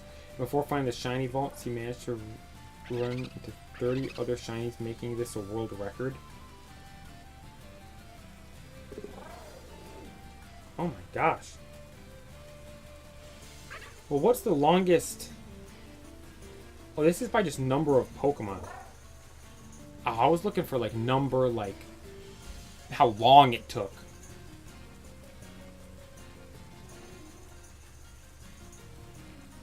Let me look up how hard is Shiny Finizen. How hard? Or what's the hardest shiny in this game? Shiny in... Hardest shiny in Scarlet and Violet. Here we go. Hardest Pokemon to shiny hunt. 10. Special breed Tauros. Those look kind of cool, though. Tatsugiri.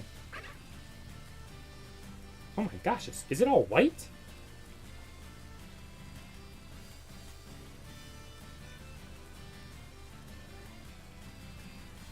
Oh, that might be just the different ones. Wattrel. Wattrel's a really hard one, too. Oh, look, a Weasel wants some. I was thinking Wattrel would be a cool one. I wish Wattrel, or Kilowattrel, its shiny, was the same colors as Zapdos. I think that would have been really cool. Mainly yellow with a little, like, black on it. Ditto, Zorua, and Zoroark. Ooh. Shiny Zorua is cooler than Shiny Zoroark. I kind of wish Shiny Zoroark had that light blue. Duskform Lycanroc. Dynamo. Oh, they're just... So this is now just showing Pokemon that the shinies look similar to the normal one. How long does it take to shiny hunt Finizen?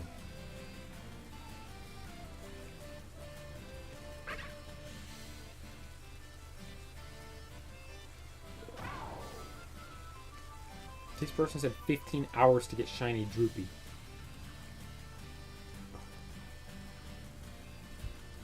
$15 hours. I might go insane if we end up going that long looking for this thing. We're just running up and down, up and down, up and down. Please, I don't want to get you. I'm just wiping my hand off. When do these things reset? The mass outbreaks.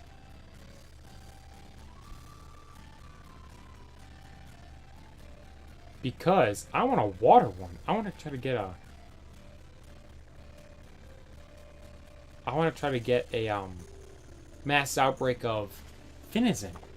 Because I feel like that'd be our best chance. I think I've only ever seen one once when I played this game, though. I never really checked the mass outbreak, so like, I know that was something a lot of people did when they were playing the game. Like, oh, the mass outbreak, let's go over there and see what we can find. I never went over there. I just played the game. I wasn't gallivanting around looking for all these other shiny Pokemon. I was just trying to find strong Pokemon to use in the game. Oh, sorry for mopping the mic. Where, oh where could shiny Finizen be? Where, oh where could he be? It might just be shiny water types in general. Because I know Or just water types, because I think it was... I wanted a Milotic in... I think it was... It was a Diamond and Pearl remix, because I was making a Hoenn team. And I looked up how to get Feebas, and it was nearly impossible. There's this one little lake, or this one little area of water, I should say, not even a lake, in some cave, and Feebas only spawns in one spot in that whole lake per day. And then the odds of getting Feebas to actually spawn once you're at that spot, so like say it's right here. If I run here, it's not guaranteed to be a Feebas if I get an encounter.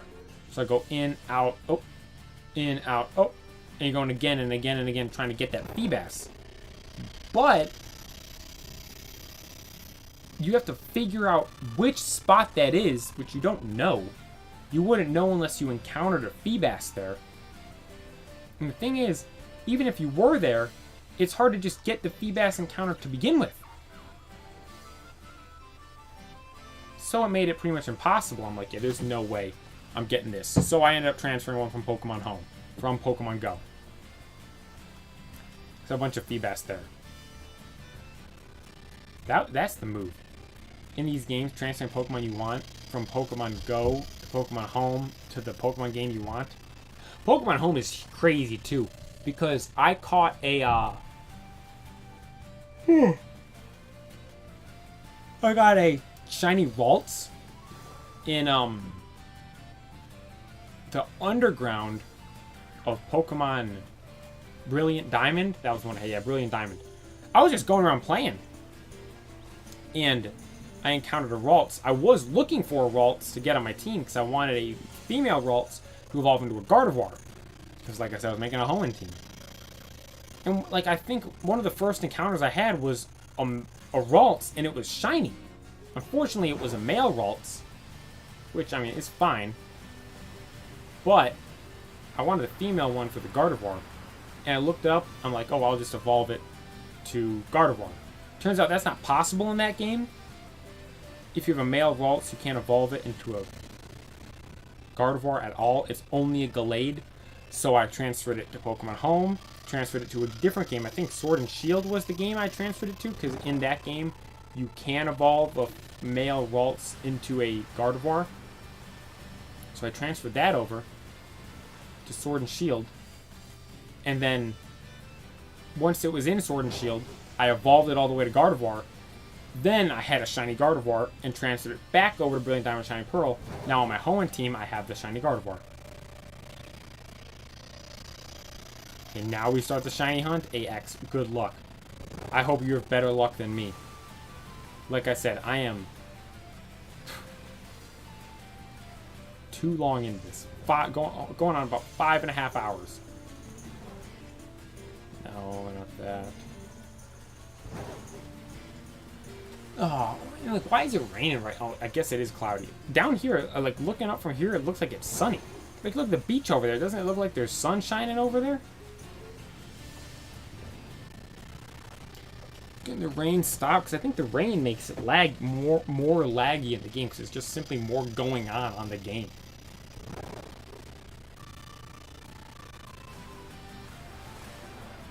Shiny Denizen, where are you? I need you.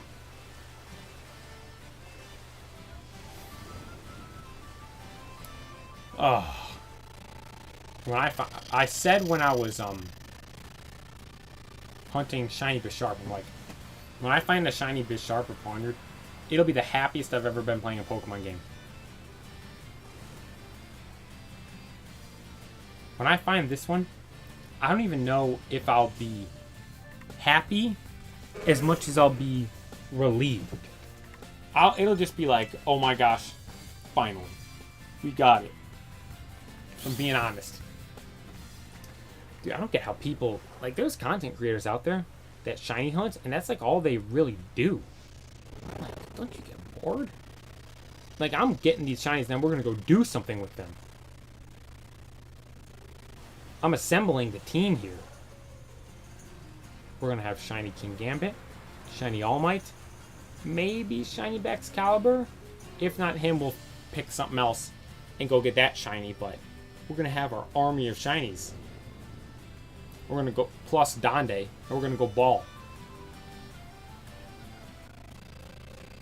Or in PvP, everyone does the doubles for battling. I don't like doubles that much. I mean, I get why everyone does it. It's like it's the problem. What's the best way to describe this? There can be like some insane amount of moves or plays done on every play.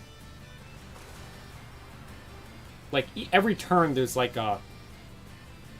4 million different combinations of moves that can be played out each turn. Like it's some mind-blowing number.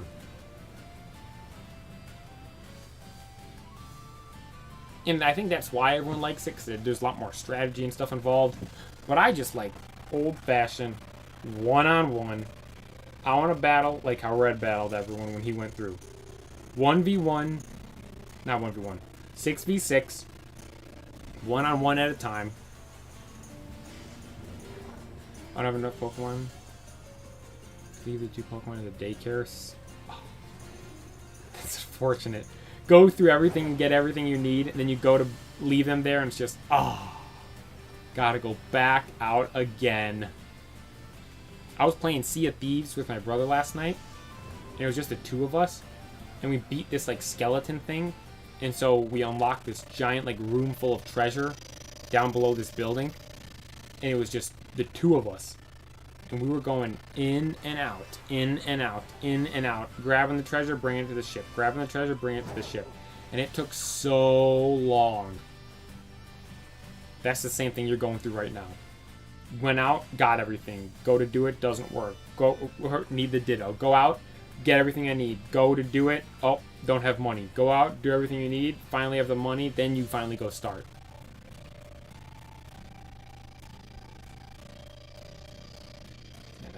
Blue.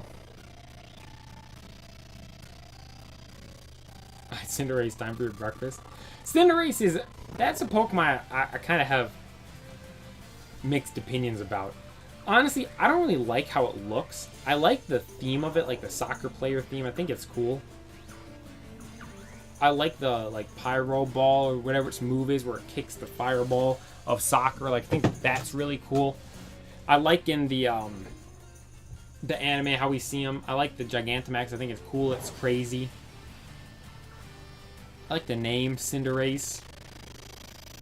I like using him in Unite. He's pretty good in Pokemon Unite. But just like the design, I'm like, Again, like I said, I like the aesthetic they were going for, but like, I don't know. Could have been better. Like, Cinderace sounds cool. Everything's cool about it except the design. It's just not the best. I really like Inteleon from that gen. A lot of people hate on Inteleon. I think Inteleon's really cool. Rillaboom's good too. I think Rillaboom's like a lot of people's favorite.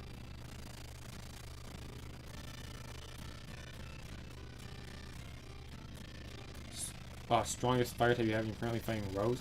Oh, it is, what was the... Chairman Rose, that is his name. Okay. I was wondering about that earlier. I said Rose, but I wasn't positive. Yeah, Cinderace is good, too. Because it has protein, right?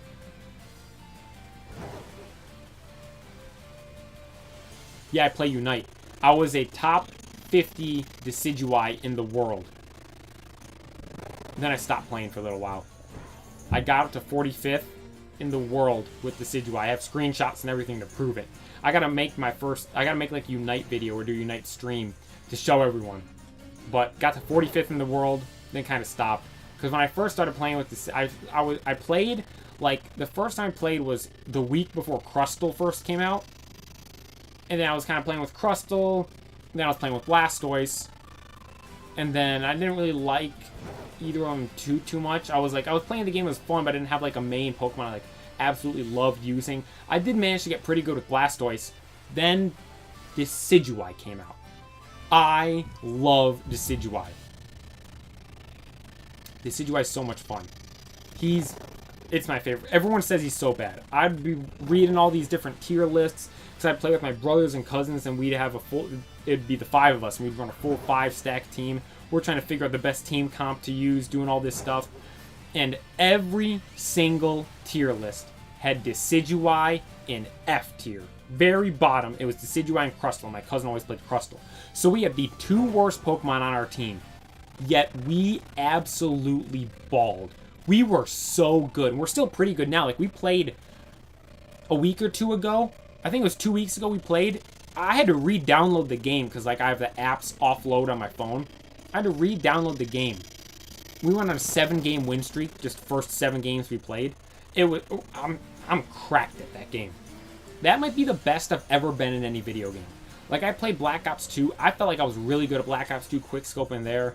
I'm okay at Fortnite and all that stuff. Pokemon, it's like, you can't really be good at Pokemon. Like, you can be good in, like, the competitive battling, but, like, shiny hunting, like what I'm doing right now, is just a matter of luck and finding this stuff. Mario Kart and those kind of, like, racing games you can be good in, I guess. But, like, and I've played a lot of those stuff. I've never been, like, crazy in. Pokemon Unite, I was a demon. I still am pretty good. I'll hop on right now with the Decidueye. I can drop 120k damage like it's nothing. Currently playing Unite. Guess my main.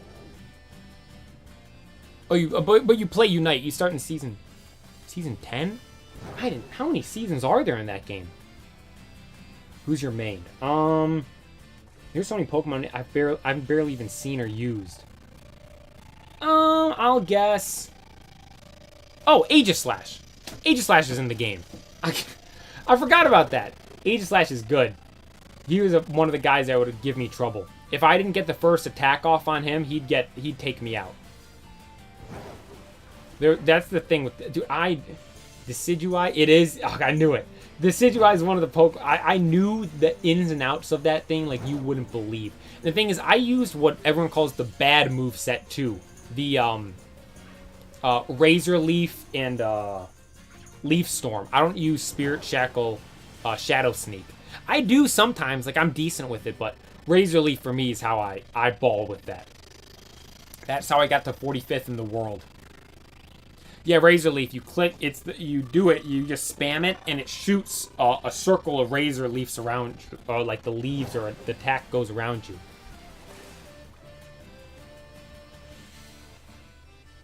Yeah, you literally just launch them out in all directions, all over the place. And, dude, I was so good with him. I knew every Pokemon I could take on, how I could take him on, when I could take him on. I got to a point where I was so good, I was 1v1ing Lucarios, and regardless of whether or not they attacked me first, I would beat them. This was, in fact, though, post Power-Up Punch nerf. Before they nerfed that move, I mean, no one could 1v1 Lucario, really. He was too OP. Gardevoir was one, though, I could never take out. If Gardevoir got me in close, I was donezo. There was no chance. But then I saw Mega Mewtwo came out in that game, which I'm gonna have to try it. I'm gonna do a stream of that. I want to play it. That's one thing I wish I did. I didn't make any content when I was playing that game. I would play every night for probably like an hour and a half, 2 hours at least. Me and my brothers and cousins, we just go tearing through, doing so good. I mean, we'd be going on like 7, 10 game win streaks like it's nothing. And that's not even just like normal games. That's like the ranked matches and stuff. I got up to like the highest rank the first season of the game. Like I said, got to 45th. That's my proudest moment in any video game. 45th in the world with Decidueye. Because I remember I found out that there was a ranking system. And when I found out there was a ranking system, I was like 1,000 or something like that. It gets to a point where it doesn't even give you a rank if you're so low. But I think I was like 1,000 or 1,100. I was looking at the rankings for the top 100 people. And I was comparing my win, because all it takes into account is win percentage and number of wins. And I was looking, I'm like, that's not that difficult to get. If I like actually grind, because I was playing other Pokemon and stuff, like if I only play Decidueye and I just grind, I can get top 100. Next time I was 800, then 600, then 400, then 300. I was going from like 300 to 200 for a little while there. Then finally I was like in the hundreds. I'm like, okay, we're getting closer and closer and closer. I think it was like 113 I was stuck at for a little bit, but then finally broke into top 100. Then it was just climbing up from there. What is in the 80s, 70s, 60s, 50s. Then like I said, 45th was the highest I managed to get. Everyone above me though, I was 45th. I might have been the best player in the world using my moveset. Because all the other top guys, you can go look at the people's, like you can click on the account and look at their recently played games, and you could see the movesets and stuff. All of them use Spirit Shackle. All of them use Spirit Shackle and Shadow Sneak. None of them use Razor Leaf. And then the couple of people that were at the very top, I think might have been hacking. Because they have, like, you click on their account and scroll through and look at all their wins. And they'd have like a 32 game win streak, which is how they have such a high win percentage, and so many wins as well. But they have that insane win streak, and they have all these wins where there was 0 points scored for, they scored 0 points. And I was questioning, I'm like, okay, so even if these games were all surrendered, the earliest they'd surrender would be at 5 minutes in, halfway through the game. And you're telling me, for 20, 30 games, you didn't score a single point for at least half the game? Like, there's just no way. I was like, they had to have been hacking. So, I view myself as the former best Razor Leaf Decidueye in the world. 45th in the world. And the thing is, they've never really helped Decidueye at all. I think the only buff they ever gave was... I mean, they buffed Spirit Shackle and stuff. But, like, I mean to the Grass-type moveset, Razor Leaf and Leaf Storm. I think Leaf Storm... I don't remember if it was always like this, because I didn't originally use Leaf Storm. I originally used Shadow Sneak. I then switched, though, because Leaf Storm, it has the knockback. I think they widened the range of the move, and it pushes the Pokemon back away from you. And this is what I think they added in as well. You get stunned as well, because, like, there's the area for it, and, like, 2/3 of it, or no, the like, furthest third of the move range, it doesn't stun you, but then if you're within the first 2/3 of the range of the move, it'll stun you when you get pushed back. That is OP. Because, like, if a Pokemon jumps on me, and I don't have an escape button, I can shoot that move right at him, push him back, stun him, and I can get away most of the time. Or if I'm fighting someone... Is that a gold Magikarp? There's no way. Is that a shiny Magikarp? Oh my god! We're not even... I knew this was gonna happen. We're out. We're currently 5.5 hours deep of looking for a shiny Finizen. And I'm like, we're probably going to find a different shiny before we actually find shiny Finizen. And here we are, we found a shiny Magikarp. Can't complain about that. That's one of the coolest shinies there is. But now we got to switch. Let's go. I don't want to do very much damage to it. 20 Finizen. I don't want to accidentally kill it. Yeah, shinies are shiny. I'm not complaining.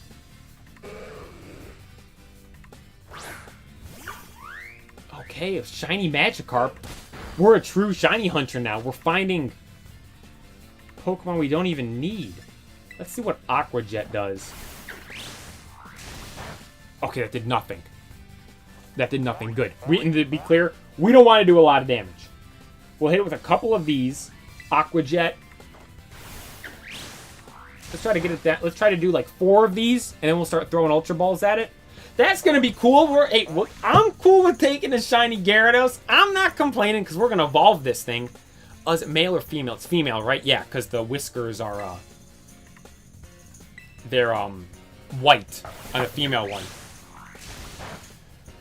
Oh, finally got an egg. Hey, congrats! Now your shiny hunt's just beginning. And mine's, I guess. Imagine that Finizen in the background ended up being shiny.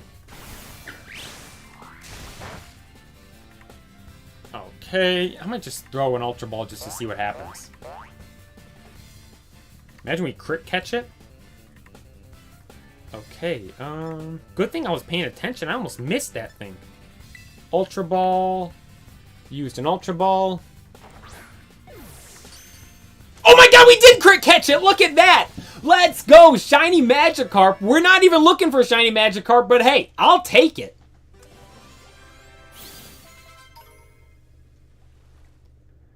Let's go! Shiny Magikarp added to the decks? I can't complain about that. Where are we in the stream? 1 hour, and that was probably about 32. Give it a nickname. I'm good for now. Let's add him to the party. Please select a Pokemon to swap. Let's swap the injured Watchroll. There we go. Shiny Magikarp. Now we gotta make sure to save. Save. Would you like to save your adventure so far? Yes. Look at Magikarp. Why does he look so goofy like that? Why is his lips like that? Maybe it's just because his mouth is closed. Isn't Magikarp's mouth always, like, hanging open like that? Like, look, I'm gonna click on his mouth is open. I don't know if I've ever seen Magikarp's mouth closed. What? What's his nature? Ooh, Swift Swim. Magikarp. Oh, does it stay Swift Swim when he evolves to Gyarados? Let me look this up.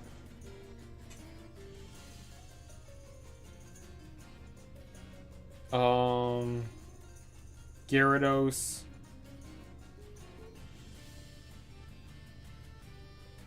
Scarlet and Violet abilities. No, Gyarados can't have Swift Swim, can he? Does Gyarados have Swift Swim?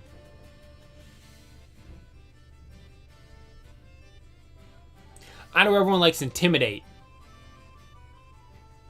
When it evolves, name it Raspberry? Is that what you said?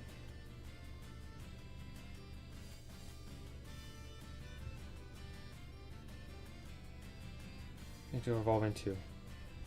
Oh, I think it loses, it might lose Swift Swim. Whatever. We got a shiny Magikarp. I am not complaining. I'm cool with that. Magikarp's an awesome shiny. I almost said we should look up the other Pokemon around here to see what the shinies look like. Magikarp's obviously gold, so that's not difficult to get. Egg hatching. You hatched that fast.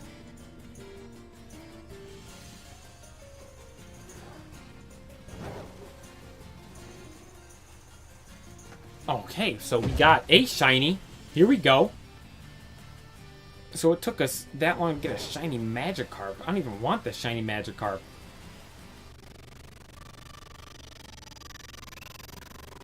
I want the shiny Finizen.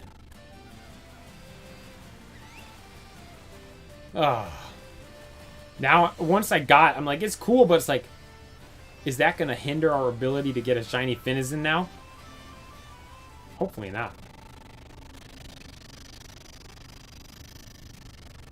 There's one. Oh, how long? Hour 38. Let's go get another one of those sandwiches.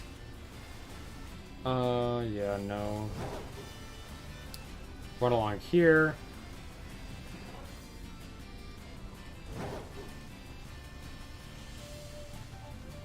This reminds me of the time I was shiny hunting Zorua, and instead I got a shiny Scyther. Hey, shiny Scyther's a cool one. Green, right? There's a cluster right there. Who's Finizen? We've seen so many Finizen at this point. What is that?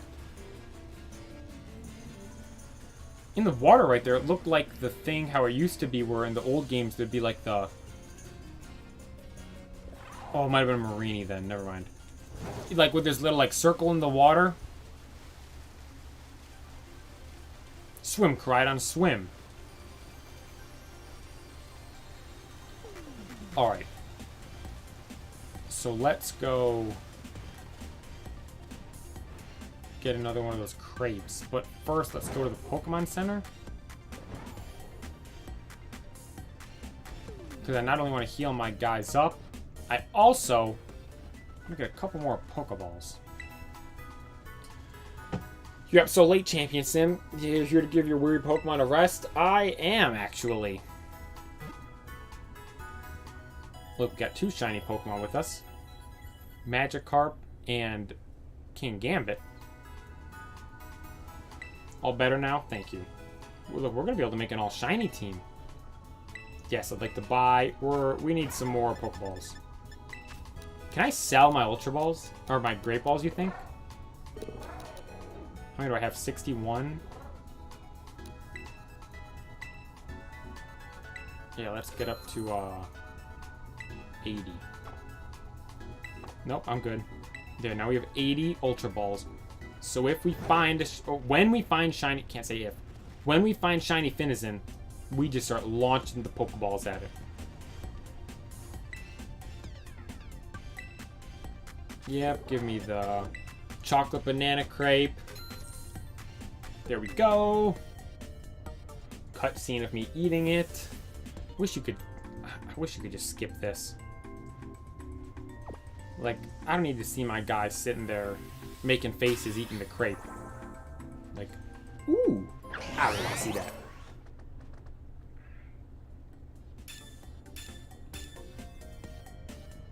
Thank you so much. Please stop by again. Oh, well, why thank you? Because that crepe you just gave me is going to give me the shiny Finizen. We're going to get it now because of that crepe we just ate.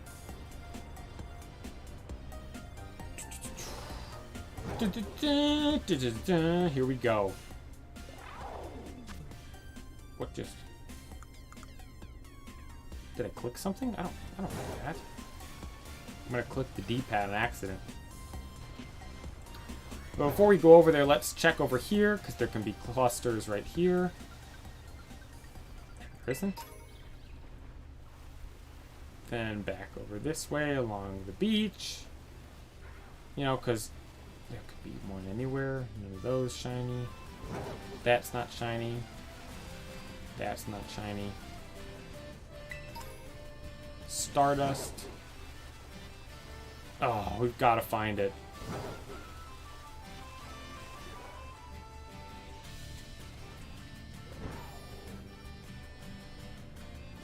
I want to just get the shiny All Might. See him do a lat spread mid-fight. Oh, great. We got a Great Ball. Literally, as I was saying, I hate the Great Balls, and can we sell them? We get one right away. Finizen, none of those are shiny. Okay, Finizen, no. What did I run into? Oh, no, I couldn't even see him there. Ah! Where's Finizen? Where is he? How much longer is it going to make us look?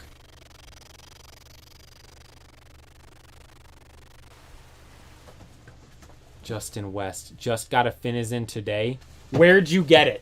Where did you find it? Because we've been running... I've got this area here. I've been running up and down because it gives a decent amount of the cluster spawns.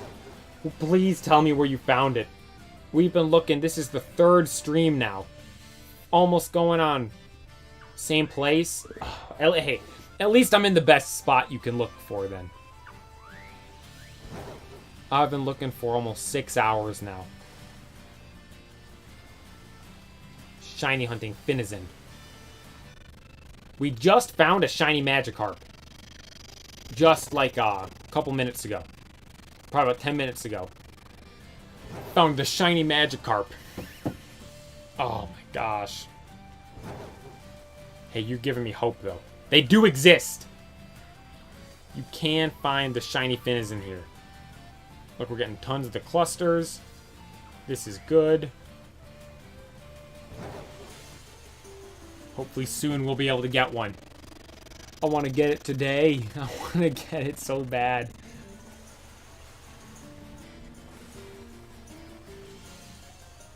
You're in the same place right here? Maybe you'll give us the luck then. You're coming in, you had your shiny right over here? maybe you being in the stream. Thank you for watching, by the way, Justin West. Thank you so much for tuning in. And everyone that's watching the stream, please make sure you drop a like on the stream and make sure you subscribe to the channel if you are not subscribed already. We're trying to hit 500 subscribers. We're at 444 right now. We were at 444 at the start of the stream. Hopefully, by the time the stream's over, that number will be a little bit higher.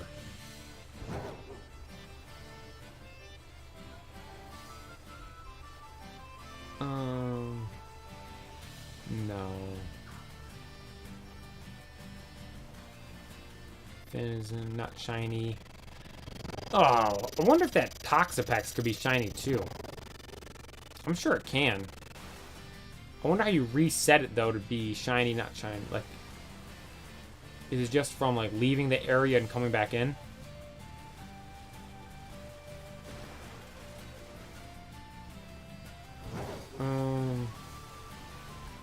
It can be, because there's the because like running from back to where I was to here, I don't think will reset what it is. But like here, I went to East Paldean Sea, and then if I go back over to here, it's like area something or other. That's how I could get it to me. Yeah, East Province Area 2 or Area 1. Then for me re-entering this area, it'd make it to where it could be shiny. But I don't care about that. I'm not looking for that right now. I'm on the grind for shiny Finizen. Where are you? We've seen so many Finizen. So many clusters. So many individual ones. So many spawns. Yet we still haven't found it. When will we get him? By the building over here. That's where I was originally looking the first day I did it. Because you can do, I'll go over here. You can go, like, in and out of the area real easily. Like, look, East Province Area 2. Check over here, because there could be a cluster right here. And there's nothing there again. I'm going to stop running over there, because I keep saying there's a cluster right here, and every time we've gone over today, there hasn't been one. So maybe nothing just wants to spawn over there today. Maybe Psyduck's over there and he like farted or something and scared everyone away. But right over here, there's one that's shiny. You can go here. Watcho, I'm sorry, I'm not interested in you right now. We're looking for shiny Finizen. You can go like here. Lavencia, and then go right back in. East Province Area 2. And it'll reset all the spawns. Like you see, there's that Magikarp right there. Look. As soon as I go in, Magikarp goes away. Come back, Magikarp's gone. And there's new spawns. Like those Finizen right there. But none of those are shiny, so we don't want them. Out and back in. Is there one here? Basculin. No, I don't want those. Nothing, nothing, nothing. Vencia. Justin West, were you shiny hunting it, or did you just come across it?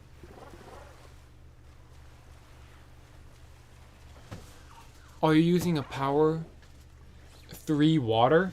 No, I'm using, I think it's 1. Because I didn't think it'd make that much of a difference because it's all just water types here anyways.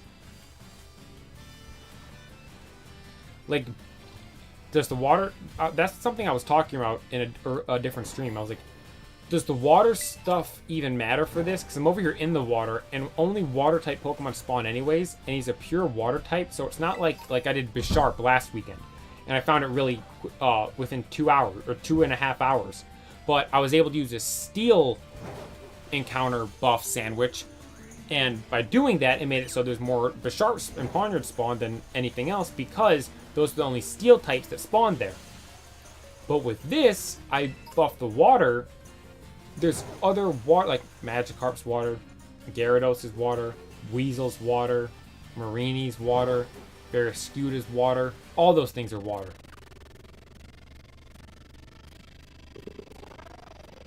Oh, you found it shiny hunting Magikarp with a power 3. Well, we have found opposite of what we need. Because you're hunting Magikarp and I found Magikarp. And I'm hunting Finizen and you found Finizen. Some would suggest we trade. But I've gone through too much. I want to find it on my own. I need to find this thing.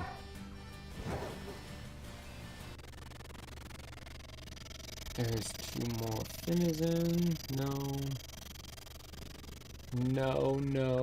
Look at all of them. Oh. This is so, I thought that Watchel 2 was a Skarmory. Like, I don't know. I've never seen a Skarmory over here. We can trade for one. I'm good. Thank you, though. Thank you. I want to find it on my own. This Finizen. Ah. We're grinding. We've been through too much. We've gone too far. We're at the point of no... We've passed the point of no return. We either find shiny Finizen or we go until we do find one. I don't even know. I gotta come up with something else to start talking about to pass the time. So I'm gonna go crazy just sitting here. What should I talk about? Oh, you know what? Thank you very much. Justin West, thank you very much. Good luck with your shiny hunt as well. Last time, I started talking at the end of the stream about my favorite Pokemon cards. I think I did my top 5 favorite Pokemon cards of all time. Now, you know what? I'm going to talk about my top 5 favorite sets of all time. Not just cards, but sets. And the thing, do I even know? I think I might have written this down before. Favorite Pokemon. I want to, you know what? I'm going to check. I might have it written down.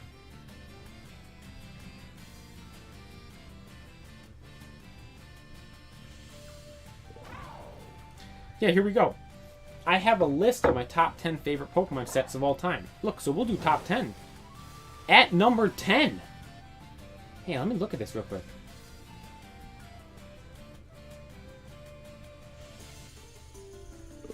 Oh no, this isn't in any specific order. I just have them there. Wow. I'm kind of surprised by this top 10 myself.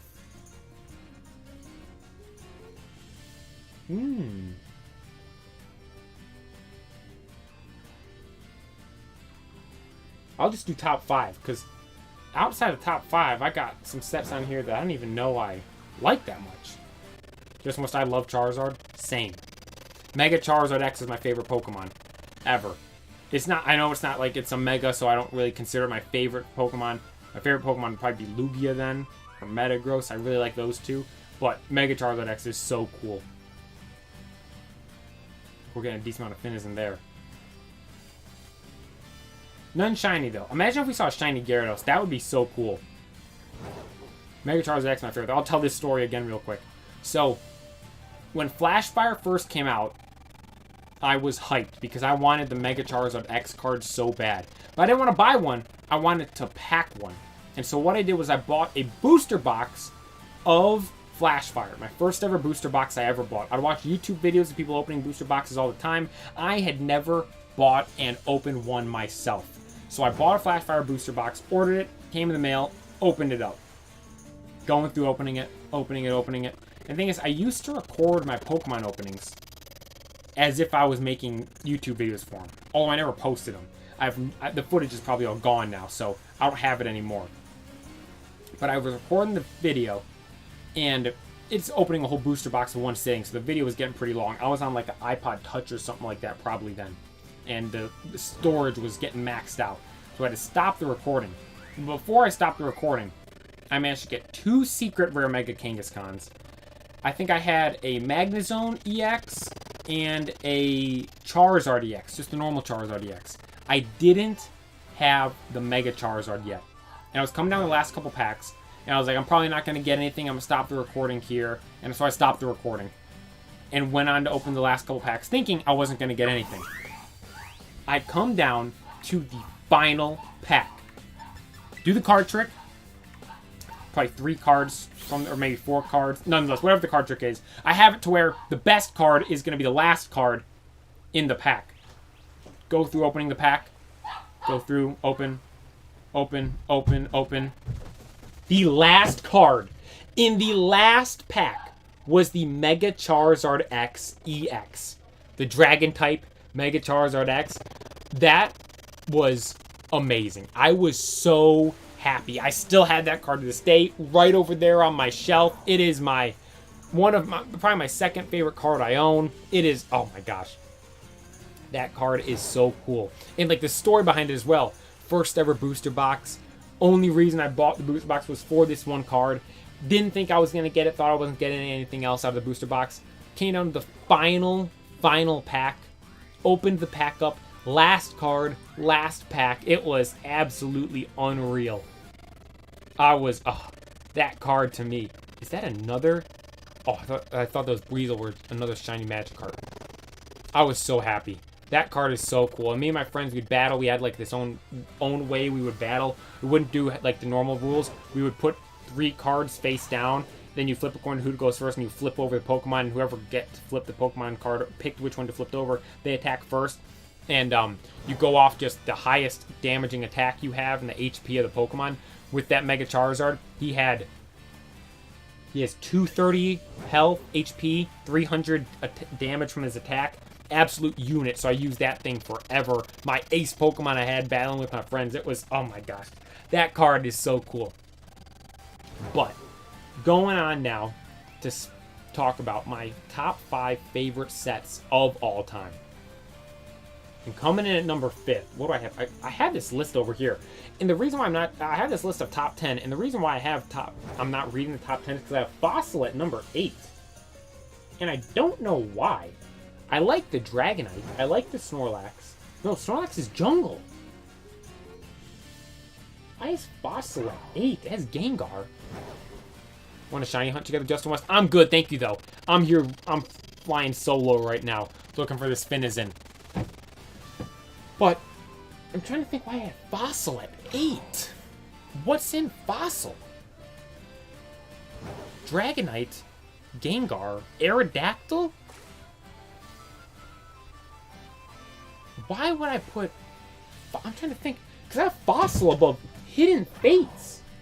On this list, you have Hidden Fates at 10. EX Fire Red Leaf Green at 9.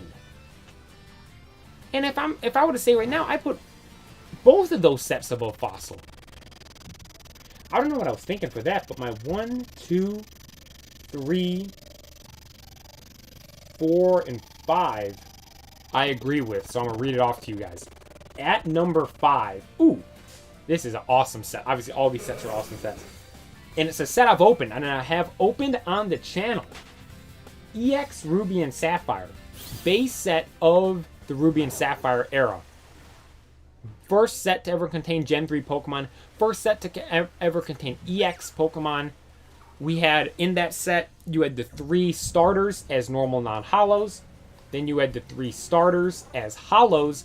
It still had the e-reader card design. Wasn't the full like e-reader card like the ones were for Aquapolis, Skyward, and Expedition from Wizards of the Coast.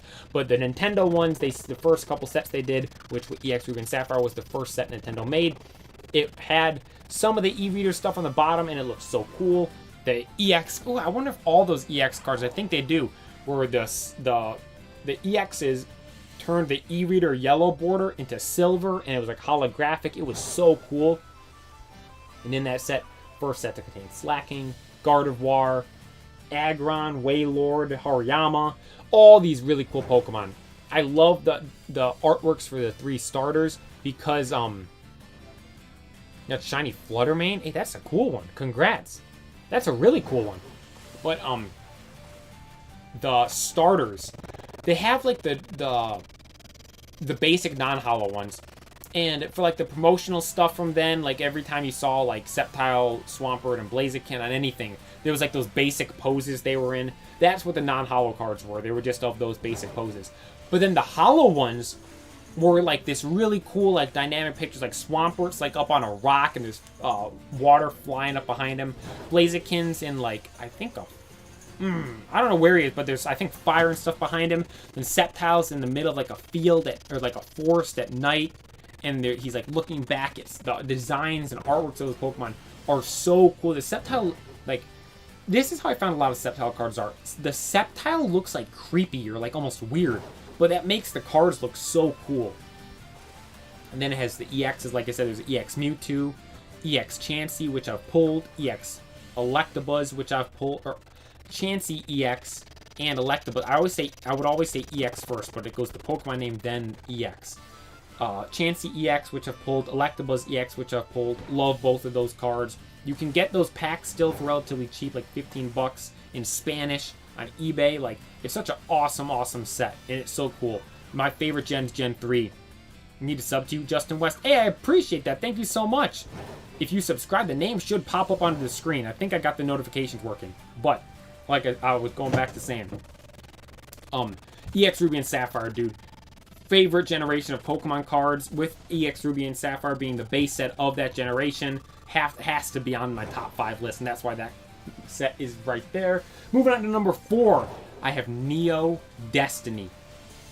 This wasn't the first set to contain shiny Pokemon, but the second. The first set to contain shiny Pokemon actually contained a shiny Magikarp and Gyarados, which we just got the shiny Magikarp a little bit ago, and it was Neo Revelation. That set had, it was based around the 3 beasts. It was based around Entei, Suicune, and Raikou.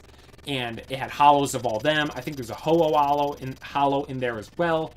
Then there was the, obviously, shiny... It was called Shining Magikarp and Shining Gyarados. The reason why I like those cards so much is because they have the Gyarados breaching out of the surface of the water, and it's from Gen 2 Johto, and in the Lake of Rage, you go there and you get the shiny Gyarados, the red Gyarados breaking out of the surface of the water. So I like to think that the Gyarados from that card, on the Shining Gyarados card, is the Gyarados from the Lake of Rage. That's why I like that card so much. But that's not one of my favorite sets. I like that set, but it's not in my top 5. Because the set right after it, Neo Destiny, the final set of the Neo era, is my favorite set. From all of Neo, from those things. There was Neo Genesis, Neo Genesis, Neo Discovery, Neo Revelation, and Neo Destiny. Neo Destiny was the best one for sure. It had all the shining Pokemon in it. You had Shining Charizard, Tyranitar, Mewtwo, Kabutops had one, Celebi had one, Noctowl had one. That might be it. There might have been this... Is the secret rare the Shining Raichu in that set? Oh, I could be wrong about that, but Charizard, Tyranitar, Mewtwo, Celebi, those are the main ones. That Tyranitar is so cool, by the way. And those cards are obviously like the first like batch of shiny Pokemon cards in one set. That's awesome. First set to contain light and dark Pokemon, and to this day maybe the only set to ever contain light Pokemon. They brought dark Pokemon back in other sets, but that set was the first one to have the light Pokemon. I have the light Azumarill I managed to get. I have the dark Ampharos I bought off eBay. Like, I love all the artworks of the cards in those sets. The artworks on all the cards are so cool, and it being the like last set of the Neo era, like the Neo run of sets, those 4 are so cool. They're such iconic Pokemon sets, and that's why Neo Destiny is my 4th favorite set of all time. But then moving on now to my 3rd favorite set, I have it as the set we were just talking about, Flash Fire. And I mean, I don't even gotta explain this. The reason why it's there is because of Mega Charizard X. They made another Mega Charizard X card. It was the one from... It was Pokemon Generations, I believe. It was the 20th anniversary set. It was the set for the 20th anniversary. Generations came out. And they had the Mega Blastoise, Mega Venusaur, and they made another Mega Charizard X. Although rather than it being a Dragon-type card, it was a Fire-type card because they had obviously already made the Dragon-type one in Flash Fire. I do wish we had gotten a full art version of the shiny Mega Charizard X at some point. Unfortunately, we never did, but nonetheless, we did get the shiny Charizard, we got the, sorry, I'm messing it all up. We got the Mega Charizard X EX. Sorry, it's a mouthful. Mega Charizard X EX in Flash Fire. I pulled that card, first ever booster box I opened. Probably some nostalgia with that as well. But simply because of the fact that it contains the shiny Mega Charizard X EX, that's going to put that card, that set in my top 5 no matter what. And also, too, it's the Dragon-type Charizard as well. That's a set based around just Mega Charizard. It was the second set of the X and Y era, so they came out with a bang with that set. And the set they're coming up with, Obsidian Flames, is a little similar to that. Obsidian Flames isn't the second set of the Scarlet and Violet era, the current era we're in right now, but it is the third. And there's a set, though, that is even more similar to that I'm going to be mentioning in a little bit. But, like I said, Flash Fire is my third favorite set of all time, and time for my second favorite set of all time. Now, this one I can honestly go back and forth with between two sets, but at number 2, I have Aquapolis. I could go back and forth with Skyridge, honestly. The reason why I have Aquapolis at number 2 is because I like the crystal cards from Aquapolis better than the crystal cards of Skyridge. Skyridge has Ho-Oh, which is really cool. I have the Ho-Oh. Has the Charizard. I don't like the Charizard artwork too much. Celebi's really cool. Crobat's really cool. Golem's pretty cool. Kabutops pretty cool. But you have in Aquapolis Crystal Lugia, my favorite Pokemon card of all time. Crystal Nidoqueen, the orc of him standing there with like the crystals around him, awesome. Then Crystal Kingdra, down in the depths of the sea. Those 3 cards are absolute masterpieces, works of art. There's so many other cool holos in both of those sets, but like I said, watch your video. Hey, thank you for that, Justin West. I appreciate that. Thank you so much for watching the videos. I've made, have I ever made a video about Aquapolis? I know I made a video about the crystal cards. I think that was my first ever video, but I don't think I've made one just about Aquapolis. And Aquapolis, like I said, second favorite set of all time. The name Aquapolis just sounds so cool. It's part of those 3 sets, the 3 e-reader sets, the final 3 sets from Wizards of the Coast. Those sets are so iconic and so awesome. Skyridge, the thing is, like, I like Aquapolis. I love Lugia. But it's like gray and silver kind of for the kind of artwork of the packs and all that stuff. Skyridge, though, if I were to ever put Skyridge above Aquapolis, it would be just because of the emerald green packaging the Skyridge packs have. It is so cool. Like, that's so iconic and so awesome. The emerald green on there is just, it's just beautiful. And it's become one of the most iconic Pokemon packs and sets of all time. But Aquapolis I have to put above it simply because it has Crystal Lugia in it. My favorite Pokemon card of all time. Like, how can it be my favorite Pokemon card? How can I have a set with my favorite Pokemon card in it not be one of my favorite sets of all time? So Aquapolis is there. I'm trying to think off the top of my head of some cool holos in this set.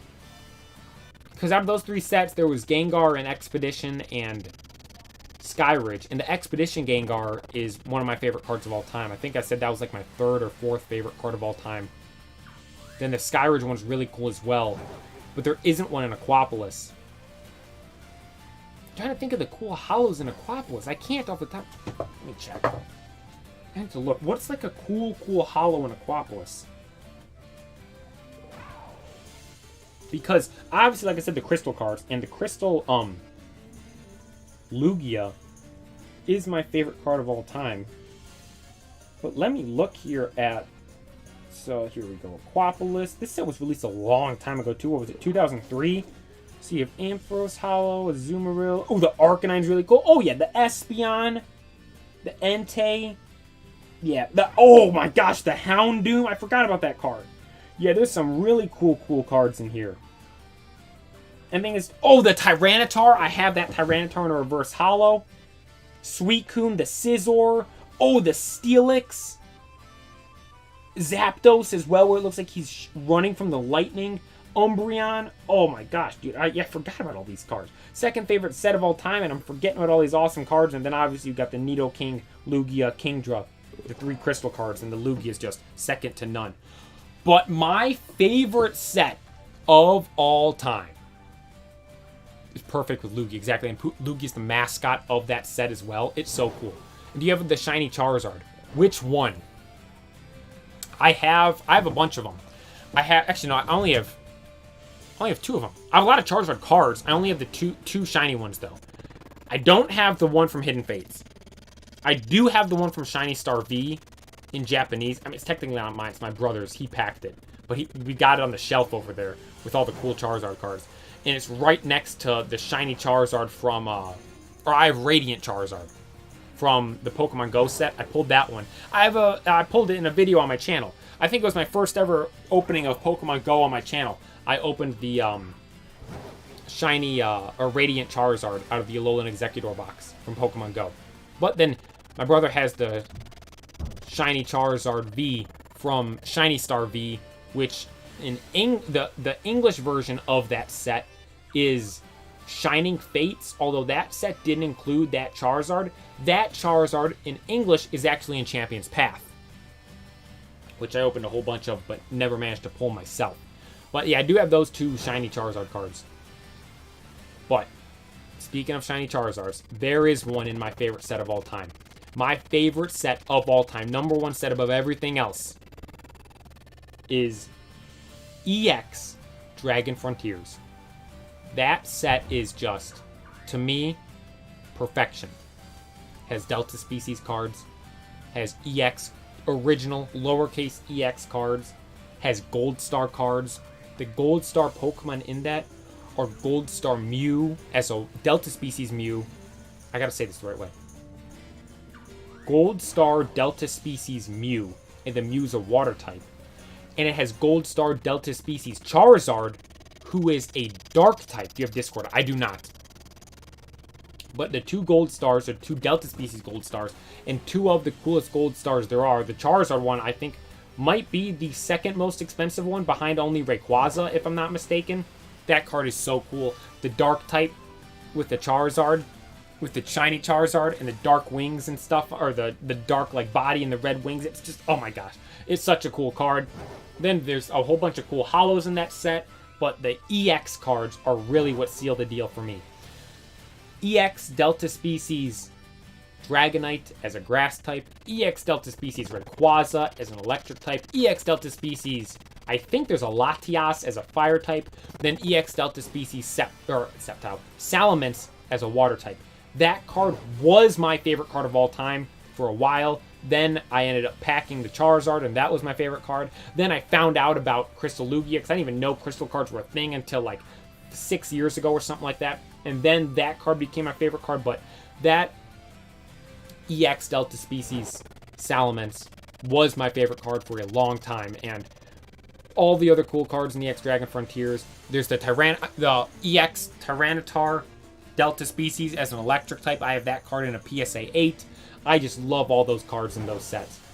Or that set. It's just, it's absolute perfection. It's so cool. And the thing is, the new set coming up, Scarlet and Violet, Obsidian Flames, is the closest thing we are ever going to get to a remake of EX Dragon Frontiers. I've made a bunch of videos talking about EX Dragon Frontiers, and I've already made a bunch of videos talking about Obsidian Flames. And I'm going to make even more videos of me opening Obsidian Flames, because it is the closest thing we'll ever get to a remake of EX Dragon Frontiers. And it might be that set, once it's officially out and I'm opening it, that might become one of my top 5 favorite sets of all time because of how close it is to my favorite set of all time. We already know in this set we're going to have the Terra-type Tyranitar EX. And first thing is, too, Scarlet and Violet has lowercase EXs again. So Obsidian Flames will have lowercase cards, lowercase EXs, just like all the lowercase EX cards from EX Dragon Frontiers. We already know there's going to be the EX Terra-type Tyranitar as an electric type, just like the EX Delta Species Electric Tyranitar from EX Dragon Frontiers. Then you have the Charizard as well. Yes, it's a shiny Gold Star Delta Species Charizard, but here we have the Terra-type, Dark-type Charizard EX. That's going to be so cool. That's the closest thing we're ever going to get to that card again. Then you have Dragonite Delta Species, and I like that. I don't know if they intentionally are making it like EX Dragon Frontiers. I think they are, but they might not be. And if they are, and they purposely made Dragonite a Dragon Terra type instead of a grass Terra type, I applaud them for that, because I don't really like the grass Terra type hat that much. I love the dragon one, so the Dragonite as a Terra type with a dragon hat is going to look way better as a card than it would with the flowers on its head. That'd look a little goofy. But then I'm assuming there's going to be a whole bunch of other cards that are similar to those cards, but those 3 cards alone are those are like the 3 biggest heavy hitter cards of EX Dragon Frontiers. 3 of the biggest heavy hitter cards, because obviously the Mew is there as well. But like the 3 most iconic cards from that set. Then you're pretty much getting a copy and paste of those 3 cards into this set. In this set, you have lowercase EX. Once again, it's going to be... I could go on and on and on about this. I absolutely love that set. I can't wait for this set to come out. But EX Dragon Frontiers is without a doubt my favorite set of all time. For sure. I love that thing so much. And I can't wait for Obsidian Flames. I have a bunch of stuff pre-ordered already. Comes out in English the end of August. Japanese set comes out next Friday, I believe. I think it's the 28th. This next Friday, if I'm not mistaken. English is like August 23rd, the end of August or something like that. No, it wouldn't be 23rd. What is like the 21st is that Monday, and whatever that next Friday is. No, it's the 28th. Is it the 28th of July and the 28th of August? No, August 25th. August 25th. July 28th the Japanese, August 25th the English. I cannot wait for that set. I'm opening packs from that set until I pull that Dark type Charizard Terra type one. And I don't want the full art one. The full art one, I posted a short about that. That got it wasn't actually leaked. Pokemon officially announced, hey, this card is going to be in this set. They're building up the hype for this set already. Pokemon normally doesn't do stuff like that. Like, we get leaks for the cards that are going to be in the sets, and that builds up hype and stuff. Pokemon went out and said, yeah, this set that's coming up, this next one, look at this card that's going to be in it. Here you guys go. And the card is insane. The gold one that got leaked as well, or I say as well, after I just said that other one wasn't leaked. The other one was officially announced. The gold one, though, that got leaked, I still don't know if that's confirmed. I think that one looks goofy. Be both English and Japanese. I might open some of the Japanese stuff. Thing is, though, I already have the English stuff pre-ordered, and like I'll order the Japanese stuff, and by the time that gets here, it'll be like a week or 2 before the English stuff comes out. And I'm like, I'll just wait, because I prefer to have. There's certain sets where I like the Japanese cards better, like Shiny Star V, for instance. I didn't open that much Shining Fates, but I opened a bunch of Shiny Star V. Because for those the Shiny V cards, they just looked better, I thought, as in Japanese. Like the details and like the sparkle and shine on them just looked a little better. And honestly, now that I think about it more, the Japanese, I made a video about this. The Japanese EX cards for Scarlet and Violet do look better than the English ones. Because I said the English ones look a little like fake cards almost.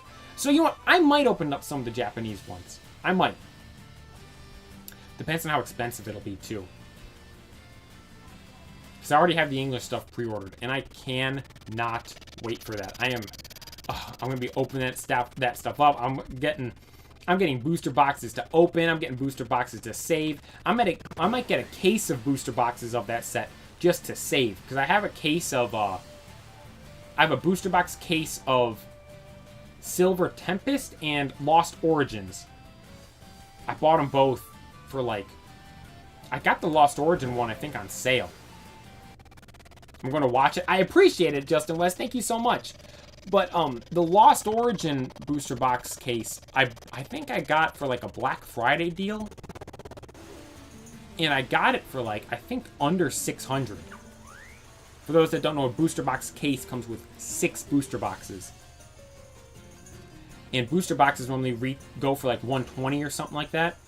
And so if I'm getting it for under $600 for 6 boxes, like that's a pretty good deal. Then I have a Silver Tempest booster box as well, which I got for whatever the retail price is for the sealed case. Those are the only 2 sealed cases I've ever bought of booster boxes, so I don't know the retail price for them off the top of my head. Or what would just be the normal price for them. I don't even know if retail, because they're not in retail stores, it would be the proper term to use.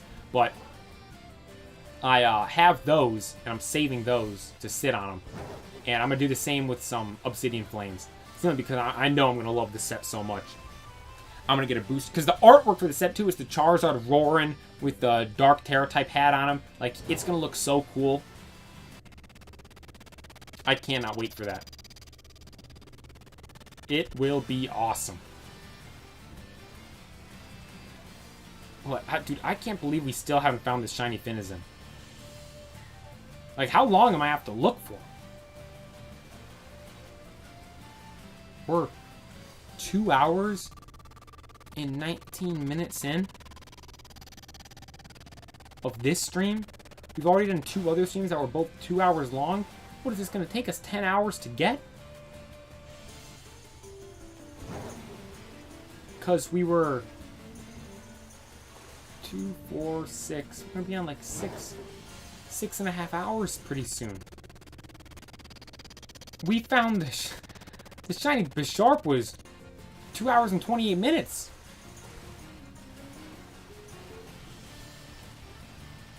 This one we're going on 3 hours for this stream.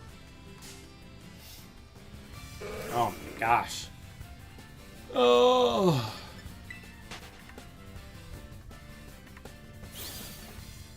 The wind outside? I heard like the whistling of the wind, like psst, psst, psst. It says sunny. Hopefully no clouds come rolling in. Yesterday it was beautiful, beautiful, beautiful all day. Then in the evening it it got windy, clouds came in and it started downpouring. And like actually storming. I think the rest of the night. I give you the shiny luck. I need all the luck I can get with this thing. I might have to use the spicy Herba Mystica. Oh, I see your comment up there. Do you want to get the Herba Mystica with me? I'm good right now. I have 2 already. And I might have to use one. I've never used one before. I wanted to get them without using it, though. You know what? If I do one more stream, if we don't get it this stream, and then I do one more stream, and I don't get it after that next one, the next stream, so it'll be the 6th stream of doing this, I'll have to use the spicy Herba Mystica. AX, thank you for tuning back in. I appreciate it. It means a lot. Thank you so much. I appreciate all those tuning in and watching. Look at those Palafin. Imagine if that Finizen down there at the bottom was a shiny. Could you imagine one of those ones just chilling down there, looking at me, ended up being the shiny? Pokemon Go? What are they telling me? Oh. Is it already? Oh my gosh, it is almost 4:30. The Squirtle Makeup Calm Day is going on right now. How long is it? It only got a little bit left. I might go play this for a little bit. We'll look a little longer here.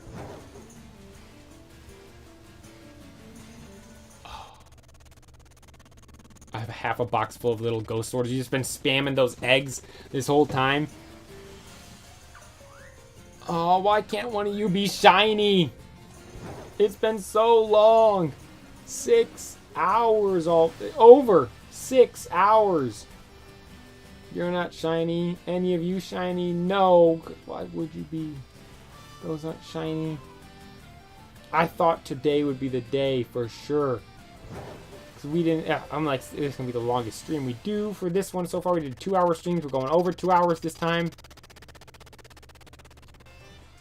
Oh my gosh. No shiny. How did I encounter him? He wasn't even looking at me and I was kind of far away from him.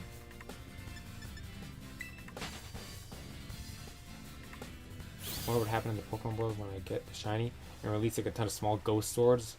Like, I'm kind of scared. That would be creepy. Just got a bunch of swords floating around all over the place. Like, what's going on? Look, we're going to start looking at the shadows in the water and start seeing what they look like. Mine was a few seconds after I made a sandwich. What sandwich did you make? Because you said you had the buff of 3. What sandwich did you use? Today's Sunday, tomorrow's Monday. I'll do another stream tomorrow. I'll go live at either noon or 1 tomorrow, looking again, if we don't get it today. You said water power 3. Did you have to make that sandwich, or did you buy that sandwich?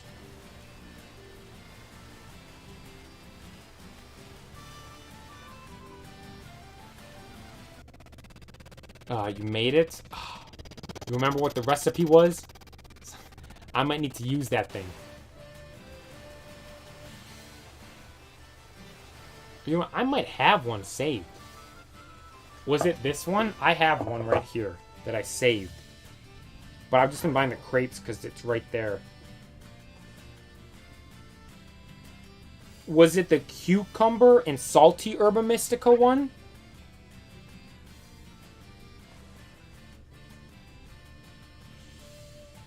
Salty Herba Mystica. I need that. Because then there's this other one that says 4 cucumbers pickle, add any 2 Herba Mystica except sweet and sour or sweet and sweet. So those are the only 2 combos you can't use.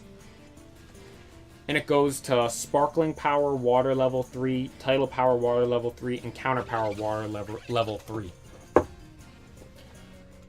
A salty Herba Mystica?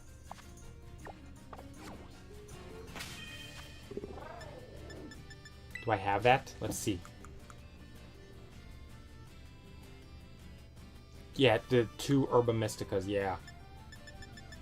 I might have to try that. Because let me see. Where are my Herba Mysticas? What are they under? They're under here, right? No, where are they? Oh, Spicy Herba Mystica. I got 2 of these. These boost shiny odds, I'm pretty sure. Those are the only Herba Mystica I have, though. We might have to use one. We might have to use one. To make the sandwich. That one recipe I had, it said salty Herba Mystica, though. The one recipe I have is, or I could do 6 rice, cream cheese, and salt. That's in Counter Power Water 2. You need 2 for it to work? Yeah, this one says 2 salty Herba Mystica. You know what? I might do that off stream. Get those. Because I don't want to do that on stream. That'd be boring.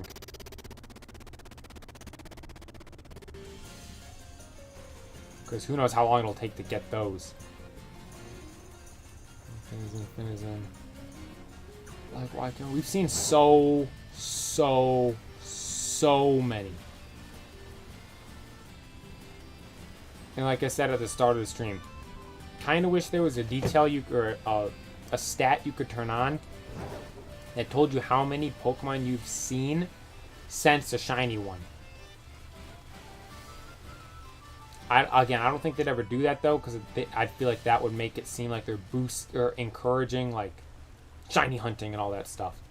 But like for those that like are doing stuff like what I'm doing, I think that piece of information would be pretty interesting to have. So I could see how long I've been sitting here swimming around for to get the shiny. Because I mean, we're just going and going. Like, I'm not coming over here anymore. There's nothing spawning there. There's nothing. Why aren't you shiny? Why can't you be shiny, Finizen? Or you? Why? Why? Yeah, see, wouldn't that be cool? Like, it's a stat in the Pokedex you could turn on. Where you see, like, it's been 332 Magikarps since you saw a shiny one. Then once you see the shiny one, it resets. It goes back to 0. Like, I think that would be so cool. But we don't have something like that. So I'm just out here roaming around aimlessly. Looking for a shiny. Seeing, like, I don't want to stop. Because I'm like, what if it's this next one here? But I think I am going to stop for now. because I'm going to go look for a shiny Squirtle with sunglasses. Yesterday was Riolu hatch day, and my luck was off the charts. I hatched 5 of those eggs, got 4 Riolus. I managed to get one, and I didn't get a Riolu. I was watching the Trainer Club. He said, I hatched 52 and only had 1 where I didn't get Riolu. I'm like, well, my 3rd one wasn't a Riolu. But my 2nd one and 4th one were shiny Riolus. So technically I got back-to-back shiny Riolus. There was just one in the middle that wasn't even a Riolu. But my luck was insane, and I want the Squirtle with the glasses, so we're going to run up here and then back once more. See if we can get anything. A Magikarp. We did find the Magikarp. Shiny, which is cool. I'm not complaining about that. It's just not the one we wanted. I have Shiny Lucario. Shiny Lucario was such a cool one. I really hope that Aegislash ends up making the cut. Hey, Eggs, that's a good one. That's a good... That's a good one. But, didn't find anything today. That is all for today. I thank you all so much for watching. We're going to end this stream there. I'm going to save. Thank you guys for watching. We'll be live again tomorrow. Either noon or 1. I'll go live one of those 2 times. And I'll be streaming again. Continuing the hunt for Shiny Finizen. I thank you all so much for watching. Hope you guys enjoyed. Shout out to X and Justin West for tuning in. To everyone else to watch the stream, thank you so much. Make sure you guys drop a like. Make sure you subscribe to the channel. That is all for today. Thank you all so much for watching. Be sure to like and subscribe. And this is the Pokemon